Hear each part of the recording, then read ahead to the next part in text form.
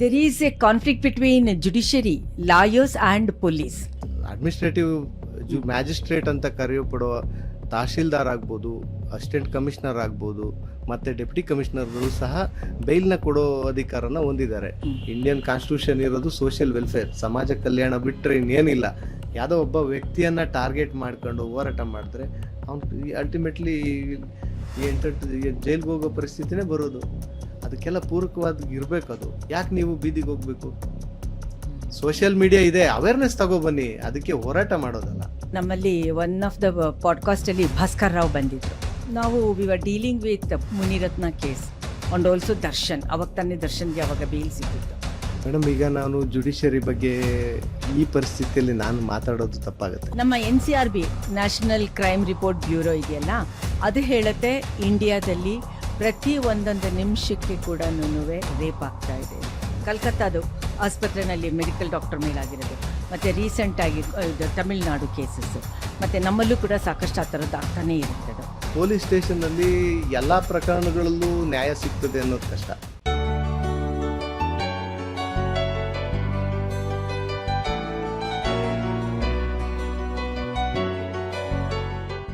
Hello, ನಮಸ್ಕಾರ.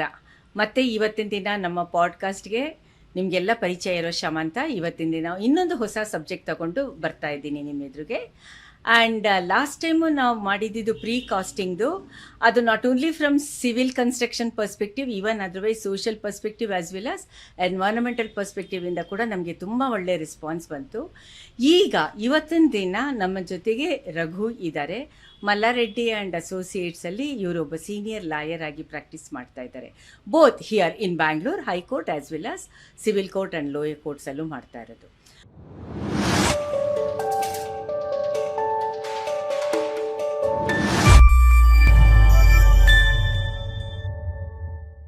ನಾವಿಲ್ಲಿ ಇವತ್ತಿನ ದಿನ ಏನು ಮಾತಾಡೋಕ್ಕೆ ಹೊರಟಿದ್ದೀವಿ ಅಂತಂದರೆ, ನಿಮಗೆಲ್ಲರಿಗೂ very popular word is bail, ಜಾಮೀನು.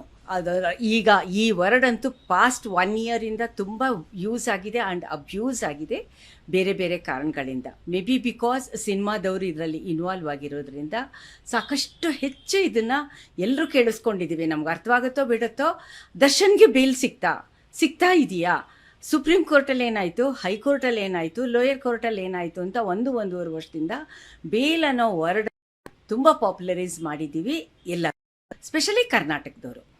ಬೇಲ್ ಅಂದರೆ ಏನು?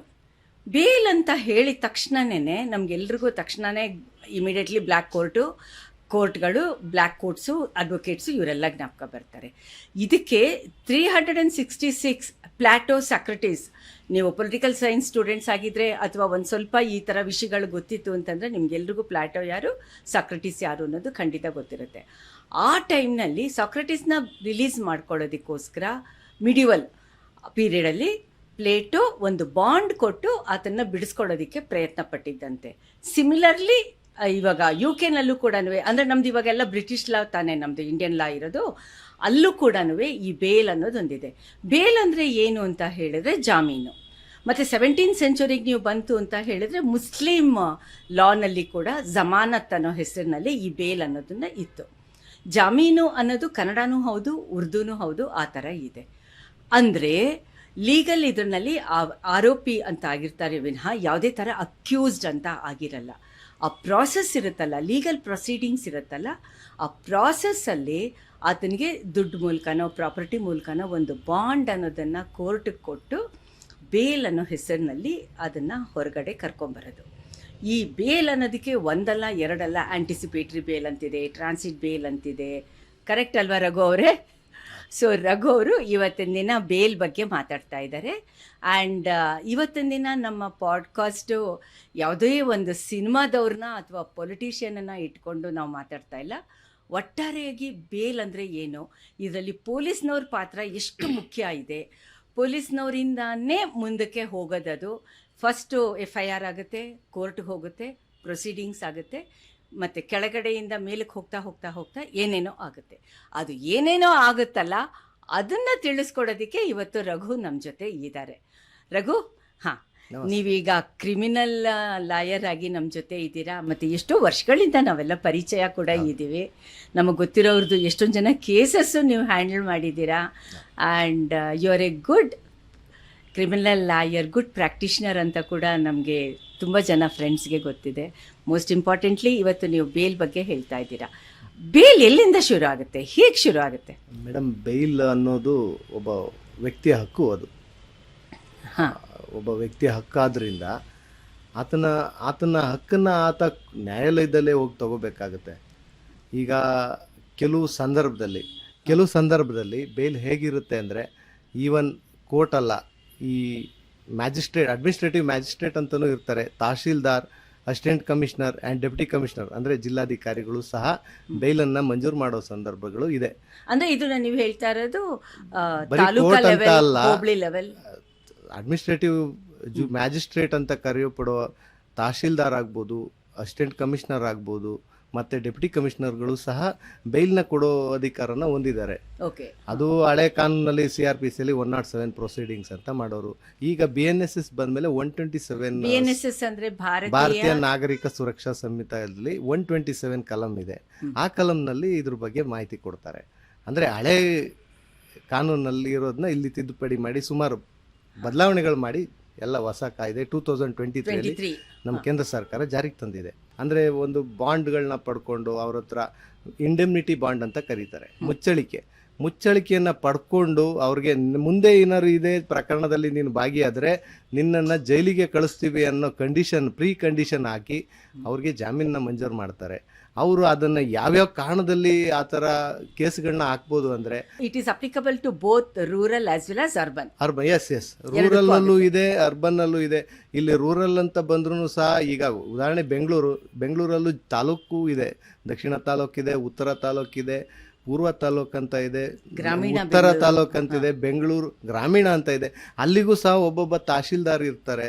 ಅವರು ಸಹ ಇಂಥ ಪ್ರಕರಣಗಳಲ್ಲಿ ಏನಾರು ಶಾಂತಿಭಂಗ, ಮನೆ ಅಕ್ಕಪಕ್ಕ ಗಲಾಟೆಗಳಾಗೋದು, ಇಲ್ಲ ವಾಟರ್ ಪ್ರಾಬ್ಲಮ್ಸ್ ಇದ್ದಾಗ, ಮತ್ತೆ ಸ್ವಲ್ಪ ಈ ಮನೆ ಹತ್ರ ಗಲಾಟೆಗಳಾದಂಥ ಸಂದರ್ಭದಲ್ಲಿ, ಅಂದರೆ ಎಲ್ಲೂ ಇವೆಲ್ಲ ಒಂಥರ ಸಿವಿಲ್ ಮಿಸ್ಅಂಡರ್ಸ್ಟ್ಯಾಂಡಿಂಗ್. ಹೌದು, ಅಂದರೆ ಪಿಟಿ ಕೇಸಸ್ ಅಂತ ಕರಿತೀವಿ ನಾವು. ಇಂಥ ಪ್ರಕರಣದಲ್ಲೂ ಸಹ ಜಾಮೀನ ನೀವು ಒಬ್ಬ ಅಡ್ಮಿನಿಸ್ಟ್ರೇಟಿವ್ ಮ್ಯಾಜಿಸ್ಟ್ರೇಟ್ ಸಹ ಕೊಡ್ಬೋದು, ನ್ಯಾಯಾಲಯಗಳನ್ನು ಹೊರತುಪಡಿಸಿ.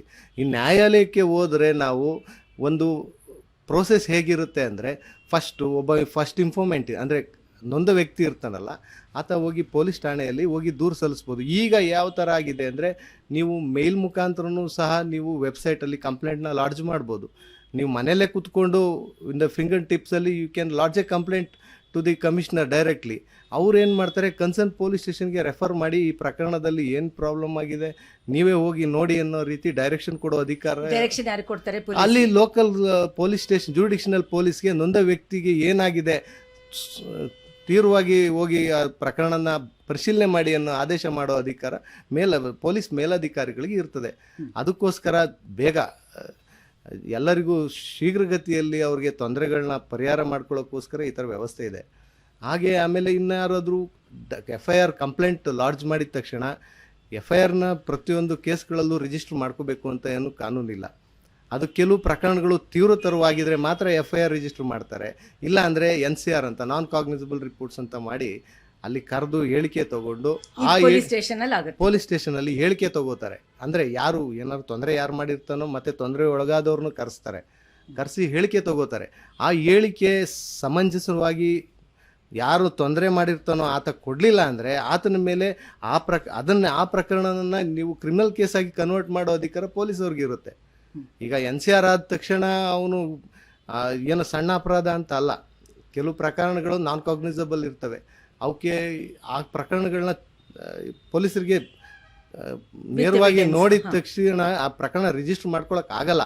ಆಗೇನ್ ಮಾಡ್ತಾರೆ, ಸಮನ್ ಮಾಡ್ತಾರೆ.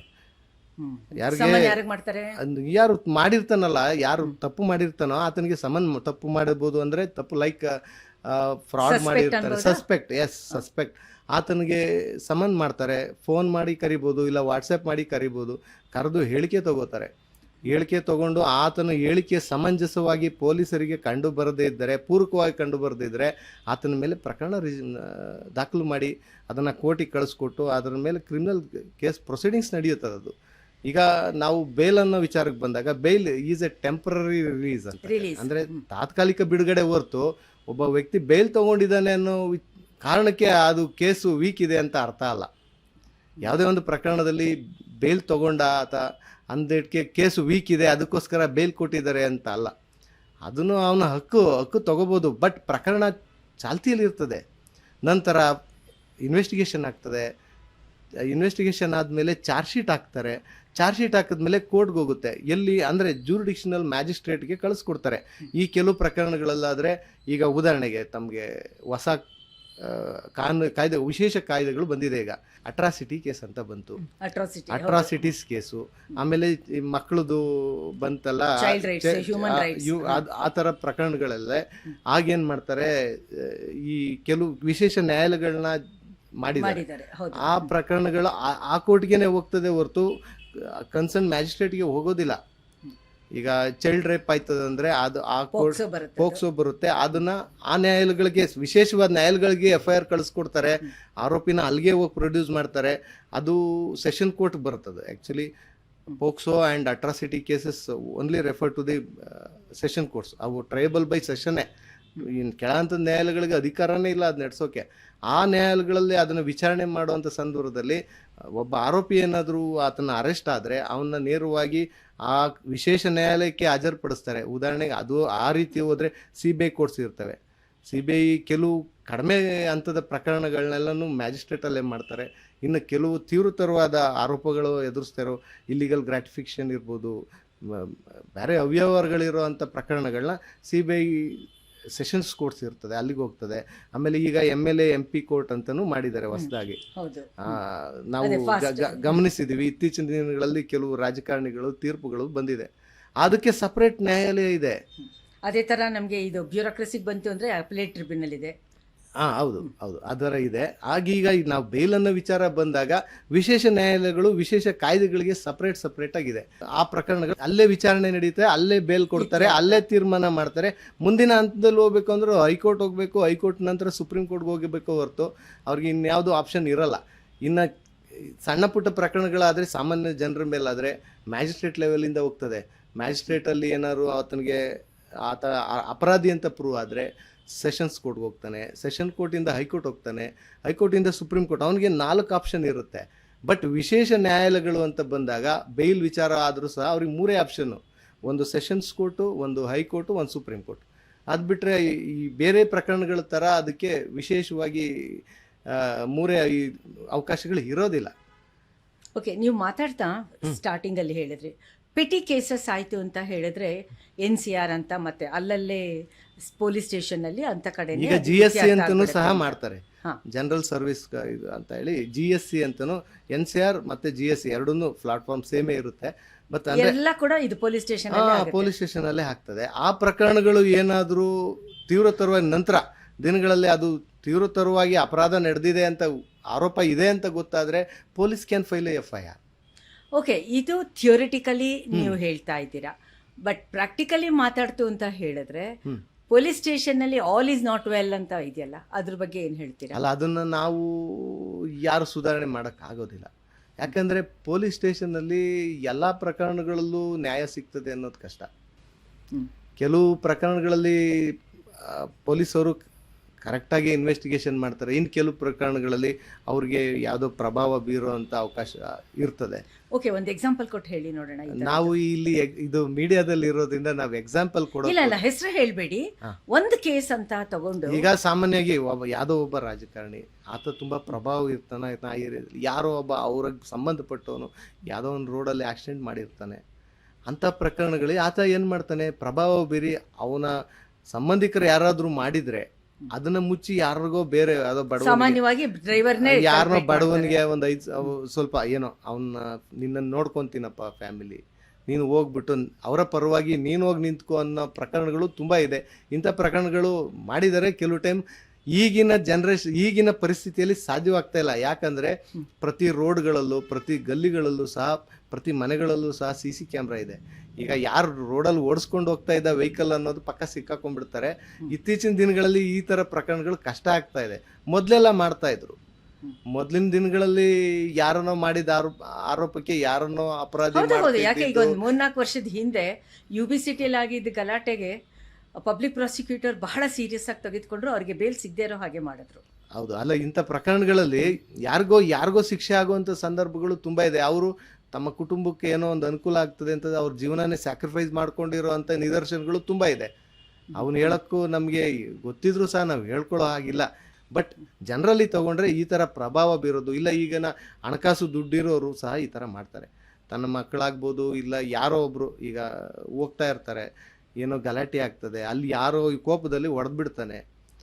ಅದನ್ನ ಏನ್ ಮಾಡ್ತಾರೆ ಇವರು, ಯಾರನ್ನೋ ಬೇರೆಯವನಿದ್ದ ನಮ್ಮ ಮಗ ಇರಲಿಲ್ಲ ಅನ್ನೋ ಪ್ರಕರಣಗಳು ಇವತ್ತಿನ ಸಂದರ್ಭದಾಗ ಸಾಧ್ಯ ಆಗ್ತಾ ಇಲ್ಲ. ಯಾಕಂದ್ರೆ ಎಲ್ಲ ಕಡೆ CCTV ಸರ್ವೆಲೆನ್ಸ್ ಇರೋದ್ರಿಂದ ಅದು ಸ್ವಲ್ಪ ಕಡಿಮೆ ಆಗಿದೆ. ಈಗ ಅಷ್ಟು ಸುಲಭವಾಗಿ ಪೊಲೀಸ್ ಸ್ಟೇಷನ್ ನಾವು ದೂರ ಹಂಗಿಲ್ಲ. ಈಗ ಇತ್ತೀಚೆಗೆ ಎಲ್ಲ ಎಲೆಕ್ಟ್ರಾನಿಕ್ ಎವಿಡೆನ್ಸ್ ಸಿಕ್ಕೋದ್ರಿಂದ ಪೊಲೀಸ್ ಅವರು ಸಹ ಅದರಿಂದ ಸ್ಟೇಷನ್ ಅಲ್ಲಿ ಕೂಡ CCTV ಪ್ರತಿಯೊಂದು. ಹೌದು, ಮೊನ್ನೆ ಸುಪ್ರೀಂ ಕೋರ್ಟ್ ಈಗ ರೀಸೆಂಟ್ ಆಗಿ ಮೊನ್ನೆ ನಾನು ಒಂದು ಆದೇಶ ನೋಡಿದೆ. ಎಲ್ಲಾ ರಾಜ್ಯ ಸರ್ಕಾರದ ಪ್ರಿನ್ಸಿಪಲ್ ಸೆಕ್ರೆಟರಿಗಳಿಗೆ ಆದೇಶ ಮಾಡಿದ್ದಾರೆ ಸುಪ್ರೀಂ ಕೋರ್ಟ್ ನ್ಯಾಯಾಧೀಶರು. ಏನಂತ ಅಂದ್ರೆ ಯಾವ್ಯಾವ ಎಲ್ಲಿ ಎಷ್ಟೆಷ್ಟು ಇಂಪ್ಲಿಮೆಂಟ್ ಮಾಡಿದ್ದೀರಾ, CC ಕ್ಯಾಮ್ರಾಗಳನ್ನ ಎಷ್ಟೆಷ್ಟು ಹಾಕಿದ್ದೀರಾ ಅಂತ ದಾಖಲೆಯನ್ನ ಸಬ್ಮಿಟ್ ಮಾಡಿ ಅಂತ ಗಡುವು ಕೊಟ್ಟಿದ್ದಾರೆ. 15 ದಿನ ಗಡುವು ಕೊಟ್ಟಿದ್ದಾರೆ. ರೀಸೆಂಟ್ ಪ್ರಕರಣದಲ್ಲಿ ಹೊಸ ಸಿಜೆ ಅಲ್ಲ, ಹಳೆ ಸಿಜೆ ಗವಾಯಿ ಅವರು ತಾವು ಇಳಿಯೋಕ್ಕಿಂತ ಒಂದಿನ ಮುಂಚೆ ಮಾಡಿದಂತ ಆದೇಶ ಅದು. ನಾನು ಅದನ್ನ ಈಗ ತಾನೇ ನಾನು 1-2 ದಿನ ಹಿಂದೆ ಓದಿದ್ದೆ. ಅದು ಆ ಪ್ರಕರಣದಲ್ಲಿ ಎಲ್ಲಾ principal secretary of the states supreme court direction ಕೊಟ್ಟಿದೆ, ರಿಪೋರ್ಟ್ ಸಬ್ಮಿಟ್ ಮಾಡಿ ಅಂತ. ಎಲ್ಲೆಲ್ಲ ಇಂಪ್ಲಿಮೆಂಟ್ ಆಗಿಲ್ಲ ಇಂಪ್ಲಿಮೆಂಟ್ ಮಾಡಿ ರಿಪೋರ್ಟ್ ಕೊಡಿ ಅಂತ. ಎಲ್ಲ ಸ್ಟೇಷನ್ ಹೌದು, ಬರೀ ಸ್ಟೇಷನ್ ಅಲ್ಲ, ಸ್ಟೇಷನ್ ಇಂದ ಹೊರಗಡೆ ಇರುವ ಆ ವ್ಯಾಪ್ತಿ ಪ್ರದೇಶದಲ್ಲೂ ಸಹ ಪ್ರತಿ ಕಡೆ CC ಕ್ಯಾಮ್ರಾ ಹಾಕಿ ಪ್ರತಿಯೊಂದು ಪ್ರತಿಯೊಬ್ಬ ಅನುಮಾನ ಕಂಡು ಬಂದ ವ್ಯಕ್ತಿಯ ಚಲನವಲನಗಳನ್ನ ತಿಳ್ಕೋ ಪರಿಸ್ಥಿತಿ ಇದೆ. ಆಕ್ಚುಲಿ ಎಂಟೈರ್ ಸಿಟಿಗೆ, ಎಂಟೈರ್ ಇಂಡಿಯಾ, ಎಂಟೈರ್ ಸಿಟೀಸ್ ಅಲ್ಲಿ ಎಲ್ಲ ಕಡೆಗೂ CCTV ಕಂಪಲ್ಸರಿ ಆಗಿರೋದು ಬಿಕಾಸ್ ಆಫ್ ನಿರ್ಭಯ ಕೇಸ್. ಅಲ್ವಾ? ನಿರ್ಭಯ ಕೇಸ್ ತಪ್ಪಿಸ್ಕೊಳ್ಳಕ್ಕೆ ಪ್ಲಾನ್ ಮಾಡ್ತಾರ. ಅದಕ್ಕೋಸ್ಕರ ಅದು ಡೆಲ್ಲಿಯಲ್ಲಿ ಆಗಿದ್ರು ಸಹ ಅದು ಇವತ್ತಿಗೂ ನಮಗೆ ಅದು ಸೇಫ್ಟಿ, ಒಬ್ಬ ಹೆಂಗಸಿನ ಒಂದು ಹೆಣ್ಣು ಮಗುನ ಸೇಫ್ಟಿ ಬಗ್ಗೆ ಇದು ನೋಡಿ. ಈಗ ನಾವು ಇರೋ ಡೆಮಾಕ್ರಸಿ ಏನು ಸೋಷಿಯಲ್ ವೆಲ್ಫೇರ್ ನಮ್ಮ ಕಾನ್ಸೆಪ್ಟೇ ಅದು. ಇಂಡಿಯನ್ ಕಾನ್ಸ್ಟಿಟ್ಯೂಷನ್ ಇರೋದು ಸೋಷಿಯಲ್ ವೆಲ್ಫೇರ್, ಸಮಾಜ ಕಲ್ಯಾಣ ಬಿಟ್ಟರೆ ಇನ್ನೇನಿಲ್ಲ. ಆದ್ರಿಂದ ನಾವು ಇಲ್ಲಿ ಎಲ್ಲರ ಜನಗಳಿಗೂ ಎಲ್ಲ ಪ್ರಜೆಗಳಿಗೂ ಸರಿಯಾಗಿ ಸೂಕ್ತವಾದ ಸುರಕ್ಷತೆಯನ್ನ ಕೊಡುವಂತ ಜವಾಬ್ದಾರಿ ಸರ್ಕಾರಕ್ಕಿದೆ. ಅದನ್ನ ಇಂಪ್ಲಿಮೆಂಟ್ ಆಗ್ಬೇಕದು. ನಮ್ಮ ಭಾರತೀಯ ಸಂವಿಧಾನ ಹೇಳುತ್ತದೆ, ಪ್ರತಿಯೊಂದು ಕಾಯ್ದೆಗಳು ಸಹ ಜನರ ರಕ್ಷಣೆ ಮಾಡಿ ಅಂತಾನೆ ಹೇಳುತ್ತೆ ಹೊರತು ಯಾರಿಗೂ ತೊಂದರೆ ಆಗ್ಬಾರ್ದು ಅಂತಾನೆ ಸಹ ಅಂತ ಇವೆಲ್ಲ ಪುಸ್ತಕದಲ್ಲಿ ಇದೆ. ಬಟ್ ರಿಯಾಲಿಟಿನಲ್ಲಿ ರಿಚ್ ಅಂಡ್ ಪವರ್ಫುಲ್ಗೆ ಜಾಸ್ತಿ ಬೇಗ ಬೇಲ್ ಸಿಗತ್ತೆ ಅಂತ ಇದೆ. ಹೇಗೆ? ಇಲ್ಲ ಮೇಡಮ್, ಅದು ನೀವು ಅನ್ಕೊಂಡಿರೋ ತರ ಎಲ್ಲೂ ಇಲ್ಲ. ಈಗ ನಾವು ಈಗ ಇವತ್ತಿನ ಪರಿಸ್ಥಿತಿ ನೋಡ್ತಿದ್ದಾಗ ಸಿನಿಮಾ ನಟರು ಜೈಲಲ್ಲಿ ಇದ್ದಾರೆ. ಮತ್ತೆ ನಾನು ಕೋಟ್ಯಾಧೀಶ್ವರ ಅನ್ನೋನು, ನಾನು ಆಸ್ತಿಯಲ್ಲಿ ಎಲ್ಲ ದುಡ್ಡಿದೆ ಎಲ್ಲ ಕೊಂಡ್ಕೊಂತೀನಿ ಅನ್ನೋನು ಸಹ ಜೈಲಲ್ಲಿ ಇದ್ದಾರೆ. ಮೊದ್ಲಿತ್ತು ಅದು ಒಂದು ಹಂತದಲ್ಲಿ ಇತ್ತು. ಮೊದ್ಲಂದ್ರೆ ನಾನ್ ಪ್ರಾಕ್ಟೀಸ್ ಬರೋಕ್ಕಿಂತ ಮುಂಚೆ ಇದ್ಬೋದೇ, ಒಂದು 30-25 ವರ್ಷದ ಹಿಂದೆ ಇತ್ತು ಇವೆಲ್ಲ. ಇವತ್ತು ಹೇಗಾಗ್ತಾ ಇದೆ ಅಂದ್ರೆ ಎಲ್ಲ ಯಾವುದೇ ಒಬ್ಬ ಅಧಿಕಾರಿ ಒಂದು ಸ್ಥಾನಕ್ಕೆ ಬರಬೇಕು ಅಂದ್ರೆ ಅವನು ಎಲ್ಲ ಎಕ್ಸಾಮ್ಸ್ನ ಪಾಸ್ ಮಾಡಿ ಬಂದಿರ್ತಾನೆ, ಅವನೊಂದು ಘನತೆಯುತ ಸ್ಥಾನದಲ್ಲಿ ಇರ್ತಾನೆ. ಆತ ಇವತ್ತು ಯಾರಿಗೂ ಅವನು ಎದುರೋ ಅಂತ ಅವಶ್ಯಕತೆ ಇಲ್ಲ. ಯಾಕಂದ್ರೆ ಎಲ್ಲ ಓಪನ್ ಅಪ್ ಆಗಿದೆ ಇವತ್ತು. ಎಲ್ಲ ನೀವು ಮೀಡಿಯಾಗೆ ಹೋದ್ರೆ ನಿಮ್ಗೆ ಏನ್ ಬೇಕಾದ್ರೂ ಸಿಗ್ಬೋದು ಇವತ್ತು. ಅಲ್ಲ, ನೀವು ತುಂಬಾ ರೊಮ್ಯಾಂಟಿಕ್ ಆಗಿ ಎಕ್ಸ್ಪ್ಲನೇಷನ್ ಕೊಡ್ತಾ ಇದ್ದೀರಾ, but reality it self is so different. ಈಗ ರಿಚ್ ಅಂಡ್ ಪವರ್ಫುಲ್ ಅನ್ನೋ ವರ್ಡ್ ನಾನು ಯೂಸ್ ಮಾಡಿದೆ. ಅಂಥವ್ರಿಗೆ ಬಹಳ ಬೇಗ very expensive, legal service is very expensive. ಅಂಥವ್ರಿಗೆ ಲಾಯರ್ಸ್ ಬರ್ತಾರೆ. ಆ ಲಾಯರ್ಸ್ನ ನೋಡ್ತು ಅಂದರೆ ಪೊಲೀಸ್ ಸ್ಟೇಷನ್ ಅವ್ರಿಗೆ ಹೆದರಿಕೆ ಆಗುತ್ತೆ ಆ್ಯಂಡ್ ಈಸಿಲಿ ಬೇಲ್ ಅನ್ನೋದು ಹೊರಟೋಗುತ್ತೆ. ಪೊಲೀಸ್ ಸ್ಟೇಷನ್ ಅಲ್ಲಿ ಒಬ್ರು ಪ್ರಭಾವ ಹೋದ ತಕ್ಷಣ ಕೋರ್ಟ್ ಎಲ್ಲಾನು ಪ್ರಭಾವ ಬೀರ್ಬೇಕು ಅಂತ ಇಲ್ವಲ್ಲ. ಆ ಥರ ತಗೊಳ್ತು ಅಂದ್ರೆ ಇಟ್ ಈಸ್ ಎ ಡಿಬೇಟಬಲ್. ಈಗ ಜುಡಿಷರಿನಲ್ಲಿ ಬ್ರೈಬ್ ಅಂಡ್ ಕರಪ್ಷನ್ ಜಾಸ್ತಿ ಆಗ್ತಿದೆ ಅಂತ ನಾವು ರೀಸೆಂಟ್ ಆಗಿ ನೋಡಿದೀವಿ. ಆದ್ರೆ ನಾವು ಕಂಡ ಮಟ್ಟಿಗೆ ಎಲ್ಲಾ ಪ್ರಕರಣಗಳಲ್ಲೂ ಸಹ ಆಯ್ತು. ಇದನ್ನ ನೀವು ನಂಗೆ ಜನರಲೈಸ್ ಬೇಡ. ಇವಾಗ ನೀವು ಪ್ರಾಕ್ಟೀಸ್ ಮಾಡ್ತಾ ಇದ್ದೀರಾ, ಅದರಲ್ಲೂ ಕ್ರಿಮಿನಲ್ ಪ್ರಾಕ್ಟೀಸ್ ಮಾಡ್ತಾ ಇದ್ದೀರಾ ಅಂಡ್ ಆಲ್ಸೋ ಸಿವಿಲ್ ಮ್ಯಾಟರ್ ತೆಗೆದುಕೊತಾ ಇದ್ದೀರಾ. ಈಗ ಎಷ್ಟೋ ಸಿವಿಲ್ ಮ್ಯಾಟರ್ ಅಲ್ಲಿ police should not interfere, but still they are interfering. ಅಂತ ಟೈಮ್ನಲ್ಲಿ ನೀವು ಒಬ್ಬ ಲಾಯರ್ ಆಗಿ ಅಂತ ಕೇಸ್ಗಳನ್ನ ಹೇಗೆ ಹ್ಯಾಂಡಲ್ ಮಾಡ್ತೀವಿ? ಈಗ ಮೇಡಮ್ ಏನಾಗ್ತದೆ ಅಂದ್ರೆ, ಈಗ ಸಿವಿಲ್ ಮ್ಯಾಟರ್ಗಳಲ್ಲಿ ಪೊಲೀಸ್ ಇನ್ವಾಲ್ವ್ಮೆಂಟ್ ಅದನ್ನ ಯಾರು ತಡೆಯಕ್ ಆಗಲ್ಲ. ಯಾಕೆ ಅಂದ್ರೆ ಆಫರ್ ಬರುತ್ತೆ ಅವ್ರಿಗೆ, ಪೊಲೀಸ್ ಅವ್ರಿಗೆ. ಅಂದ್ರೆ ಎಂತ ಆಫರು? ಈಗ ಈಗ ಸಾಮಾನ್ಯವಾಗಿ ಒಂದು ಪ್ರಾಪರ್ಟಿ ಇರುತ್ತೆ, ಅಲ್ಲಿ ಯಾರೋ ಮೂಲ ಓನರ್ ಮಾಲೀಕರು ಇರ್ತಾರೆ, ಅವರು ಅವ್ರಿಗೆ ಸರಿಯಾದ ದಾಖಲೆಗಳನ್ನ ಇಟ್ಕೊಂಡಿರಲ್ಲ. ಯಾಕಂದ್ರೆ ಅವ್ರಿಗೆ ಕಾನೂನು ಅರಿವು ಇರಲ್ಲ, ಮತ್ತೆ ದಾಖಲೆಗಳನ್ನ ಸರಿಯಾಗಿ ಇಟ್ಕೊಂಡಿರಲ್ಲ. ಆಮೇಲೆ ಅವ್ರಿಗಂತ ವಿದ್ಯಾವಂತರಾಗಿರೋದಿಲ್ಲ. ಅಲ್ಲಿ ಏನು ಮಾಡ್ತಾರೆ, ಯಾವುದೋ ಒಬ್ಬ ಪ್ರಭಾವಿ ಬರ್ತಾನೆ, ಅವನು ಪ್ರಭಾವ ಬೀರಿ ಆ ಜಾಗನ ಸರ್ಕಾರದಿಂದ ಗ್ರ್ಯಾಂಟೋ ಏನಪ್ಪ ದಾಖಲೆಗಳನ್ನ ಡೂಪ್ಲಿಕೇಟ್ ಮಾಡಿ ಮಾಡ್ಬೋದು ಅಂತ ಅವಕಾಶಗಳು ಇದೆ, ನಮ್ಮ ವ್ಯವಸ್ಥೆಯಲ್ಲಿ ಇದೆ. ಯಾಕಂದ್ರೆ ತಹಶೀಲ್ದಾರ್ ಆಫೀಸ್ಗಳಿಗೆ ಇಲ್ಲ ಓಪನ್ ಸೀಕ್ರೆಟ್ ರೆವಿನ್ಯೂ ಆಫೀಸ್ಗಳಿಗೆ ಹೋದ್ರೆ ಅವೆಲ್ಲ ಪ್ರತಿಯೊಂದು ನಡೀತವೆ. ಎಷ್ಟೋ ಜನ ಸಸ್ಪೆಂಡ್ಗಳಾಗಿ ಹೋಗಿದ್ದಾರೆ, ಸಸ್ಪೆಂಡ್ ಇವಾಗ್ಲೂ ಆಗ್ತಾ ಇದ್ದಾರೆ, ಆಗ್ತಾನೆ ಇರ್ತಾರೆ, ಇಂದು ಆಗಿದ್ದಾರೆ. ಅದನ್ನ ಯಾರ ಕೈಲೂ ತಡೆಯೋಕ್ಕಾಗಲ್ಲ. ಅದನ್ನ ನೀವು ಆತರ ಹೇಳ್ಬಿಟ್ರೆ ಹೇಗಾಗುತ್ತೆ ರಘುವರೇ? Because you people are the bridge, like ಕಾನೂನು ಅಂಡ್ ಸೊಸೈಟಿ ಮಧ್ಯದಲ್ಲಿ ನೀವು ಕೆಲಸ ಅಲ್ಲಲ್ಲ, ಒಬ್ಬ ವಕೀಲನಾಗಿ ನಾವು ಏನ್ ಮಾಡ್ಬೋದು, we can protect the people who are come to us. ನಾವು ನಮ್ಮ ಹತ್ರ ಬಂದವ್ರನ್ನ ಮಾಡ್ಬೋದು, ಎಲ್ಲಾರ್ಗು ನಾವು ನ್ಯಾಯ ಕೊಡಕ್ ಆಗಲ್ಲ ನಮ್ಮ ಕಡೆಯಿಂದ. ಯಾಕಂದ್ರೆ ಅದಕ್ಕೆ ಬೇರೆನೆ ವ್ಯವಸ್ಥೆ ಇದೆ. ಅಂದ್ರೆ ನೀವು ಬೇರೆ ಪ್ಲಾಟ್ಫಾರ್ಮ್ ನ ಆಯ್ಕೆ ಮಾಡ್ಕೋಬೇಕಾ, ಸಾಮಾಜಿಕ ಸುಧಾರಣೆ ಹೋರಾಟಕ್ಕೆ ಹೋಗ್ಬೇಕಾಗ್ತದೆ. ನಿಮ್ಮ ಹತ್ರ ಒಬ್ಬ ಕ್ಲೈಂಟ್ ಬರ್ತಾರೆ, ಇನ್ನೋಸೆಂಟ್ ಕ್ಲೈಂಟ್, ನೀವೇ ಹೇಳಿದಾಗೆ ಈ ಥರ ಹೀಗಾಗಿದೆ, ನಾನು ಪಾಸ್ಟ್ ಸೆವರಲ್ ಇಯರ್ಸಿಂದ ನಾನು ಟ್ಯಾಕ್ಸ್ ಕಟ್ತಾ ಇದ್ದೀನಿ, ಮತ್ತು ಕಾರ್ಪೊರೇಷನ್ಗೂ ಏನೇನಿದೆಯೋ ದಾಖಲೆಗಳೆಲ್ಲ ಇದೆ, ಬಟ್ ನನ್ನ ಪೇಪರ್ಸ್ ಎಲ್ಲ ಮ್ಯಾನಿಪುಲೇಟ್ ಆಗಿದೆ ಅಂತ ಬಂದಾಗ ನಾವು ಇಂಟರ್ವೆನ್ಷನ್ ಇರುತ್ತೆ. ಆ ಥರ ಸಂದರ್ಭ ಬಂದಾಗ ನಾವು ಕೋರ್ಟ್ಗೆ ಅಪ್ರೋಚ್ ಮಾಡ್ತೀವಿ. ಅಪ್ರೋಚ್ ಮಾಡಿ ಇಂಜೆಕ್ಷನ್ ಆರ್ಡರ್ ತಗೋಬೇಕು ಫಸ್ಟು. ನಾವು ಕೋರ್ಟ್ಗೆ ಕೇಸ್ ಹಾಕೋದು ಯಾವ ರೀತಿ ಅನ್ನೋದು ಇಂಪಾರ್ಟೆಂಟ್ ಇರುತ್ತೆ. ಆ ರೀತಿ ನಾವು ಕೇಸ್ ಹಾಕಿ ಇಂಜೆಕ್ಷನ್ ಆರ್ಡರ್ ತಗೊಂಡಾಗ ಪೊಲೀಸ್ ಬರೋದಿಲ್ಲ. ಕೋರ್ಟಲ್ಲಿ ಇಂಜೆಕ್ಷನ್ ಆರ್ಡರ್ ಇದೆ, ನ್ಯಾಯಾಲಯದಲ್ಲಿ ಚಾಲ್ತಿ ಇದೆ ಅಂದರೆ ಬರೋದಿಲ್ಲ ಅವರು. ಇಲ್ಲೇ ಇದ್ದಾಗ ಮಾತ್ರ ಅವ್ರು ಮೂಗು ತೋರಿಸುವಂಥ ಸಂದರ್ಭಗಳಿರ್ತವೆ. ಮತ್ತೆ ರೂರಲಲ್ಲಿ ಯಾವ ಥರ ಇರುತ್ತೆ ಇದು? ರೂರಲಲ್ಲಿ ಅಂದರೆ ಲೈಕ್ ಯಾವ ಥರ ಅಂತ ನೀವು ಹೇಳಿದ್ರೆ ನಾನು ಹೇಳ್ತೀನಿ. ಯಾವ ರೂರಲ್? ಓಕೆ, ಇವಾಗ ನಾವು ಬೇಲ್ ಬಗ್ಗೆ ಮಾತಾಡ್ತಾ ಇದ್ದೀವಿ. ರೂರಲಲ್ಲಿ ಏನಾದರೂ ಕ್ರಿಮಿನಲ್ ಆ್ಯಕ್ಟಿವಿಟೀಸ್ ಆದಾಗ ಅಂಥ ಟೈಮ್ನಲ್ಲಿ ಒಬ್ಬ ಲೋಕಲ್ ಇನ್ಫ್ಲೂಯೆನ್ಷಿಯಲ್ ಪ್ರಭಾವಿ ಇನ್ವಾಲ್ವ್ ಆಗಿರ್ತಾನೆ. ಓಕೆ, ಸೊ ಅವನ ಕಡೆಯಿಂದ ಆಗಿದೆ ಅಂತ ಗೊತ್ತಿದ್ರೂ ಕೂಡ ಮಿಸ್ಟೇಕ್ಸು, ಒಬ್ಬ ಇನ್ನೋಸೆಂಟ್ ವಿಕ್ಟಿಮ್ ಆಗಿರ್ತಾನೆ, ಅವನಿಗೆ ಬೈಲೇ ಸಿಗೋದಿಲ್ಲ ಅಂಥ ಟೈಮ್ನಲ್ಲಿ. ಈಗ ಮೇಡಮ್ ಅದು ಇಂಥ ಪ್ರಕರಣಗಳು ತುಂಬ ಇದೆ. ಯಾಕಂದರೆ ಅವರು ಯಾವುದೋ ಆಮಿಷಕ್ಕೆ ಬಲಿಯಾಗಿರ್ತಾರೆ. ಯಾರು? ಈ ವಿಕ್ಟಿಮ್ ಇರ್ತಾನಲ್ಲ, ವಿಕ್ಟಿಮ್ ಅಂದರೆ ಈಗ ಆರೋಪಕ್ಕೆ ಒಳಗಾಗಿರುವಂಥ ವ್ಯಕ್ತಿ, ಆರೋಪ ಎದುರಿಸ್ತಾ ಇರೋಂಥ ವ್ಯಕ್ತಿ, ಅಂದರೆ ನೊಂದ ಮತ್ತೆ ನೋವು ಉಂಟು ಮಾಡಿರೋಂಥ ವ್ಯಕ್ತಿಗಳಿದ್ದಾಗ ಅವರು ಅಲ್ಲಿ ಆಮೇಲೆ ನಂತರದಲ್ಲಿ ಅಲ್ಲಿ ಊರುಗಳಲ್ಲಿ ಏನಾಗ್ತದೆ ಅಂದರೆ 4 ಜನ ದೊಡ್ಡವರು ಇರ್ತಾರೆ, ಅವ್ರ ಮಾತು ಕೇಳ್ಕೊಂಡು ಸಹಿಸ್ಕೊಳ್ಳೋದು, ಸ್ಯಾಕ್ರಿಫೈಸ್ ಮಾಡ್ಕೊಂತಾರೆ. ಈ ಊರಲ್ಲಿ ಹೇಗೆ ಹೇಳಕ್ಕಾಗುತ್ತೆ? ಈಗ ಉದಾಹರಣೆ ಹೇಳ್ತೀನಿ ನಾನು. ಒಂದು ಊರಲ್ಲಿ ಏನೋ ಒಂದು ಮರ್ಡರ್ ಆಗಿರುತ್ತೆ ಉದಾಹರಣೆ. ಆ ಮರ್ಡರ್ ಯಾರೂ ನೋಡಿರಲ್ಲ, ಬಟ್ ಇಂಥವನೇ ಮಾಡಿದ್ದಾನೆ ಅಂತ ಗೊತ್ತಿರುತ್ತೆ, ಬಟ್ ಅವರೆಲ್ಲ ಸೈಲೆಂಟ್ ಆಗ್ತಾರೆ. ಯಾಕೆ ಅಂದರೆ ಅವ್ರಿಗೆ ಬೇಕಾಗಿರಲ್ಲ ಅದು. ಆ ಥರ ಪ್ರಕರಣಗಳು ನಮ್ಮ ಹಳ್ಳಿ ಜೀವನದ ವ್ಯವಸ್ಥೆಯಲ್ಲಿ ತುಂಬಾ ನೋಡ್ಬಿಟ್ಟಿದೀವಿ ನಾವು. ಮತ್ತೆ ಅದಕ್ಕೆ ಸೊಲ್ಯೂಷನ್ ಹುಡ್ಕಕ್ಕಾಗಲ್ಲ. ಯಾರು ಹೇಳ್ತಾರೆ ಅವ್ರಿಗೆ? ಪೊಲೀಸವ್ರಿಗೆ ಯಾರು? ಸಿಸ್ಟಮ್ ಆಯ್ತು, ಪೊಲೀಸರ ಕೈಲಿ ಹೇಗೆ ಹುಡುಕಿಸ್ತೀರಾ ನೀವು? ಯಾರಂತಾನೆ ಗೊತ್ತಾಗಲ್ಲ. ಈಗ ಒಂದು ರೋಡಲ್ಲಿ ಒಬ್ಬನ ಕೊಲೆ ಮಾಡಿ ಹಣ ಎಸ್ತೋದ್ರೆ ಇವತ್ತಿನ ಮೊಬೈಲ್ ಜಗದಲ್ಲಿ ಏನೋ ಟ್ರ್ಯಾಕಿಂಗ್ ಮಾಡ್ತೀರಾ ನೀವು, ನೆಟ್ವರ್ಕ್ ಟ್ರ್ಯಾಕಿಂಗ್ ಮಾಡಿ ಹಿಡಿತೀರಾ. ಆಗಿನ ಕಾಲದಲ್ಲಿ ಮೊಬೈಲ್ ಇಲ್ಲದ ಕಾಲದಲ್ಲಿ ಹೇಗೆ ಹಿಡಿತಾ ಇದ್ರಿ ನೀವು?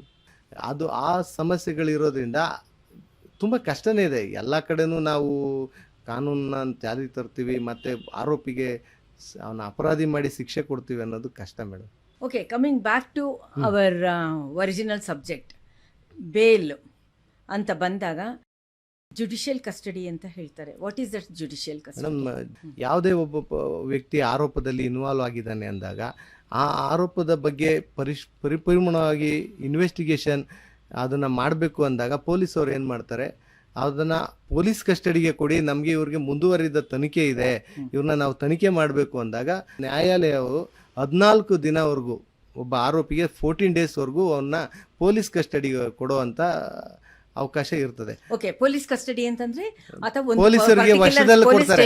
ಹೌದೌದು, ಪೊಲೀಸ್ ಕಸ್ಟಡಿ ಕೊಟ್ಟಂದ್ರೆ ಪೊಲೀಸ್ನ ವಶದಲ್ಲಿ ಇರ್ತಾರೆ. ಅದು ಅವ್ರಿಗೆ ಆ ಸಮಯದಲ್ಲಿ ಯಾವುದೇ ತರವಾದ ಬೇಲ್ ಅರ್ಜಿಗಳನ್ನು ನೀವು ನ್ಯಾಯಾಲಯದಲ್ಲಿ ಜಾಮೀನು ಅರ್ಜಿಗಳು ಸಲ್ಲಿಸಿದ್ರು ಸಹ ನ್ಯಾಯಾಲಯ ಅದನ್ನ ಪುರಸ್ಕರಿಸುವಂತ ಸಂದರ್ಭದಲ್ಲಿ ಇರೋದಿಲ್ಲ. ಯಾಕೆಂದ್ರೆ ಪೊಲೀಸರು ತಿಳಿಸ್ಬೇಕು ನ್ಯಾಯಾಲಯಕ್ಕೆ, ನಮ್ಮ ವಿಚಾರಣೆ, ನಮ್ಮ ಇನ್ವೆಸ್ಟಿಗೇಷನ್, ನಾವು ಎಲ್ಲ ತನಿಖೆಯನ್ನು 14 ದಿನದಲ್ಲಿ ಮುಗಿಸಿದೀವಿ ಅಂತ. ಇಲ್ಲ ಮುಗಿಸಿಲ್ಲ ಅಂದರೆ ಏನು ಮಾಡ್ತಾರೆ, ಮತ್ತೆ ನ್ಯಾಯಾಧೀಶರ ಮುಂದೆ ಪ್ರೊಡ್ಯೂಸ್ ಮಾಡಬೇಕು 14 ಡೇಸ್ ಆದಮೇಲೆ, ಮತ್ತೆ ಗಡುವು ಪಡ್ಕೋಬೇಕು ಅವರು. ಆದರೂ ಸಹ ನ್ಯಾಯಾಧೀಶರು ಏನು ಮಾಡ್ತಾರೆ, ನೀವು ಅವರನ್ನು ಜುಡಿಷಿಯಲ್ ಕಸ್ಟಡಿ ಕಳಿಸ್ತೀವಿ, ಬೇಕಾದಾಗ ನೀವು ಬಂದು ಕೇಳಿ ಪರ್ಮಿಷನ್ ಕೊಡ್ತೀವಿ ಅಂತೇಳಿ 14 ಡೇಸ್ ಅಷ್ಟೇ ಅವಕಾಶ ಕೊಡೋದು ಅವ್ರಿಗೆ. ಓಕೆ, ಆ 14 ಡೇಸು ಆತ ಪೊಲೀಸ್ ಸ್ಟೇಷನ್ ಲಾಕಪ್ಪಲ್ಲಿ ಇರ್ತಾನೆ. ಅಲ್ಲ, ಲಾಕಪ್ ಅಂತ ಇರೋದಿಲ್ಲ, ಪೊಲೀಸ್ ಕಸ್ಟಡಿಯಲ್ಲಿ ಇರ್ತಾನೆ. ಅವನ್ನ ಲಾಕಪ್ ಅಲ್ಲೇ ಇಡಬೇಕು. ಈಗ ಅವನು ಕೊಲೆ ಮಾಡಿದ ಜಾಗಕ್ಕೆ ಕರ್ಕೊಂಡು ಹೋಗ್ಬೇಕು, ಕಸ್ಟಡಿಲೇ ಲಾಕಪ್ ಅಲ್ಲೇ ಇಡಕ್ಕಾಗಲ್ಲ. ಆತನ ಆ ಜಾಗ ಕರ್ಕೊಂಡು ಹೋಗ್ತಾರೆ. ಎಲ್ಲಿರ್ತಾನೆ ಆಗ ಪೊಲೀಸ್ ಸ್ಟೇಷನ್ ಅಲ್ಲೇ ಸ್ಟೇಷನ್ ಇರ್ತಾನೆ. ಬಟ್ ಪೊಲೀಸಿನ ಸುಪರ್ದಿನಲ್ಲೇ ಇರ್ತಾನೆ. ನಾಳೆ ಅವ್ನು ಏನ್ ಬೇಕಾದ್ರೂ ಹೆಚ್ಚು ಕಡಿಮೆ ಮಾಡ್ಕೋಬಹುದು, ನನ್ನ ಮೇಲೆ ಈ ತರ ಆರೋಪ ಬಂತು ಅಂತ. ಅವನ್ನ ಸೂಕ್ಷ್ಮವಾಗಿ ನೋಡ್ಕೊಂತಾ ಇರ್ತಾರೆ ಪೊಲೀಸರು. ಊಟ ವ್ಯವಸ್ಥೆ ಎಲ್ಲ ಕೊಡ್ತಾರೆ. ಎಲ್ಲಿ ಏನ್ ಅಪರಾಧ ಮಾಡಿದನೋ ಆರೋಪ ಜಾಗ ಇರುತ್ತಲ್ಲ ಅಲ್ಲಿ ಕರ್ಕೊಂಡು ಹೋಗ್ತಾರೆ, ಅಲ್ಲಿ ಇನ್ವೆಸ್ಟಿಗೇಷನ್ ಮಾಡ್ತಾರೆ. ಆಮೇಲೆ ನಂತರ ಅವನು ಏನೇನು ದಾಖಲೆಗಳನ್ನ ಅಂದ್ರೆ ಅವನ ಕಡೆಯಿಂದ ಏನೇನು ಸಾಧ್ಯವಾಗುತ್ತೋ ಅಷ್ಟನ್ನ ಸೆಕ್ಯೂರ್ ಮಾಡ್ಕೋತಾರೆ.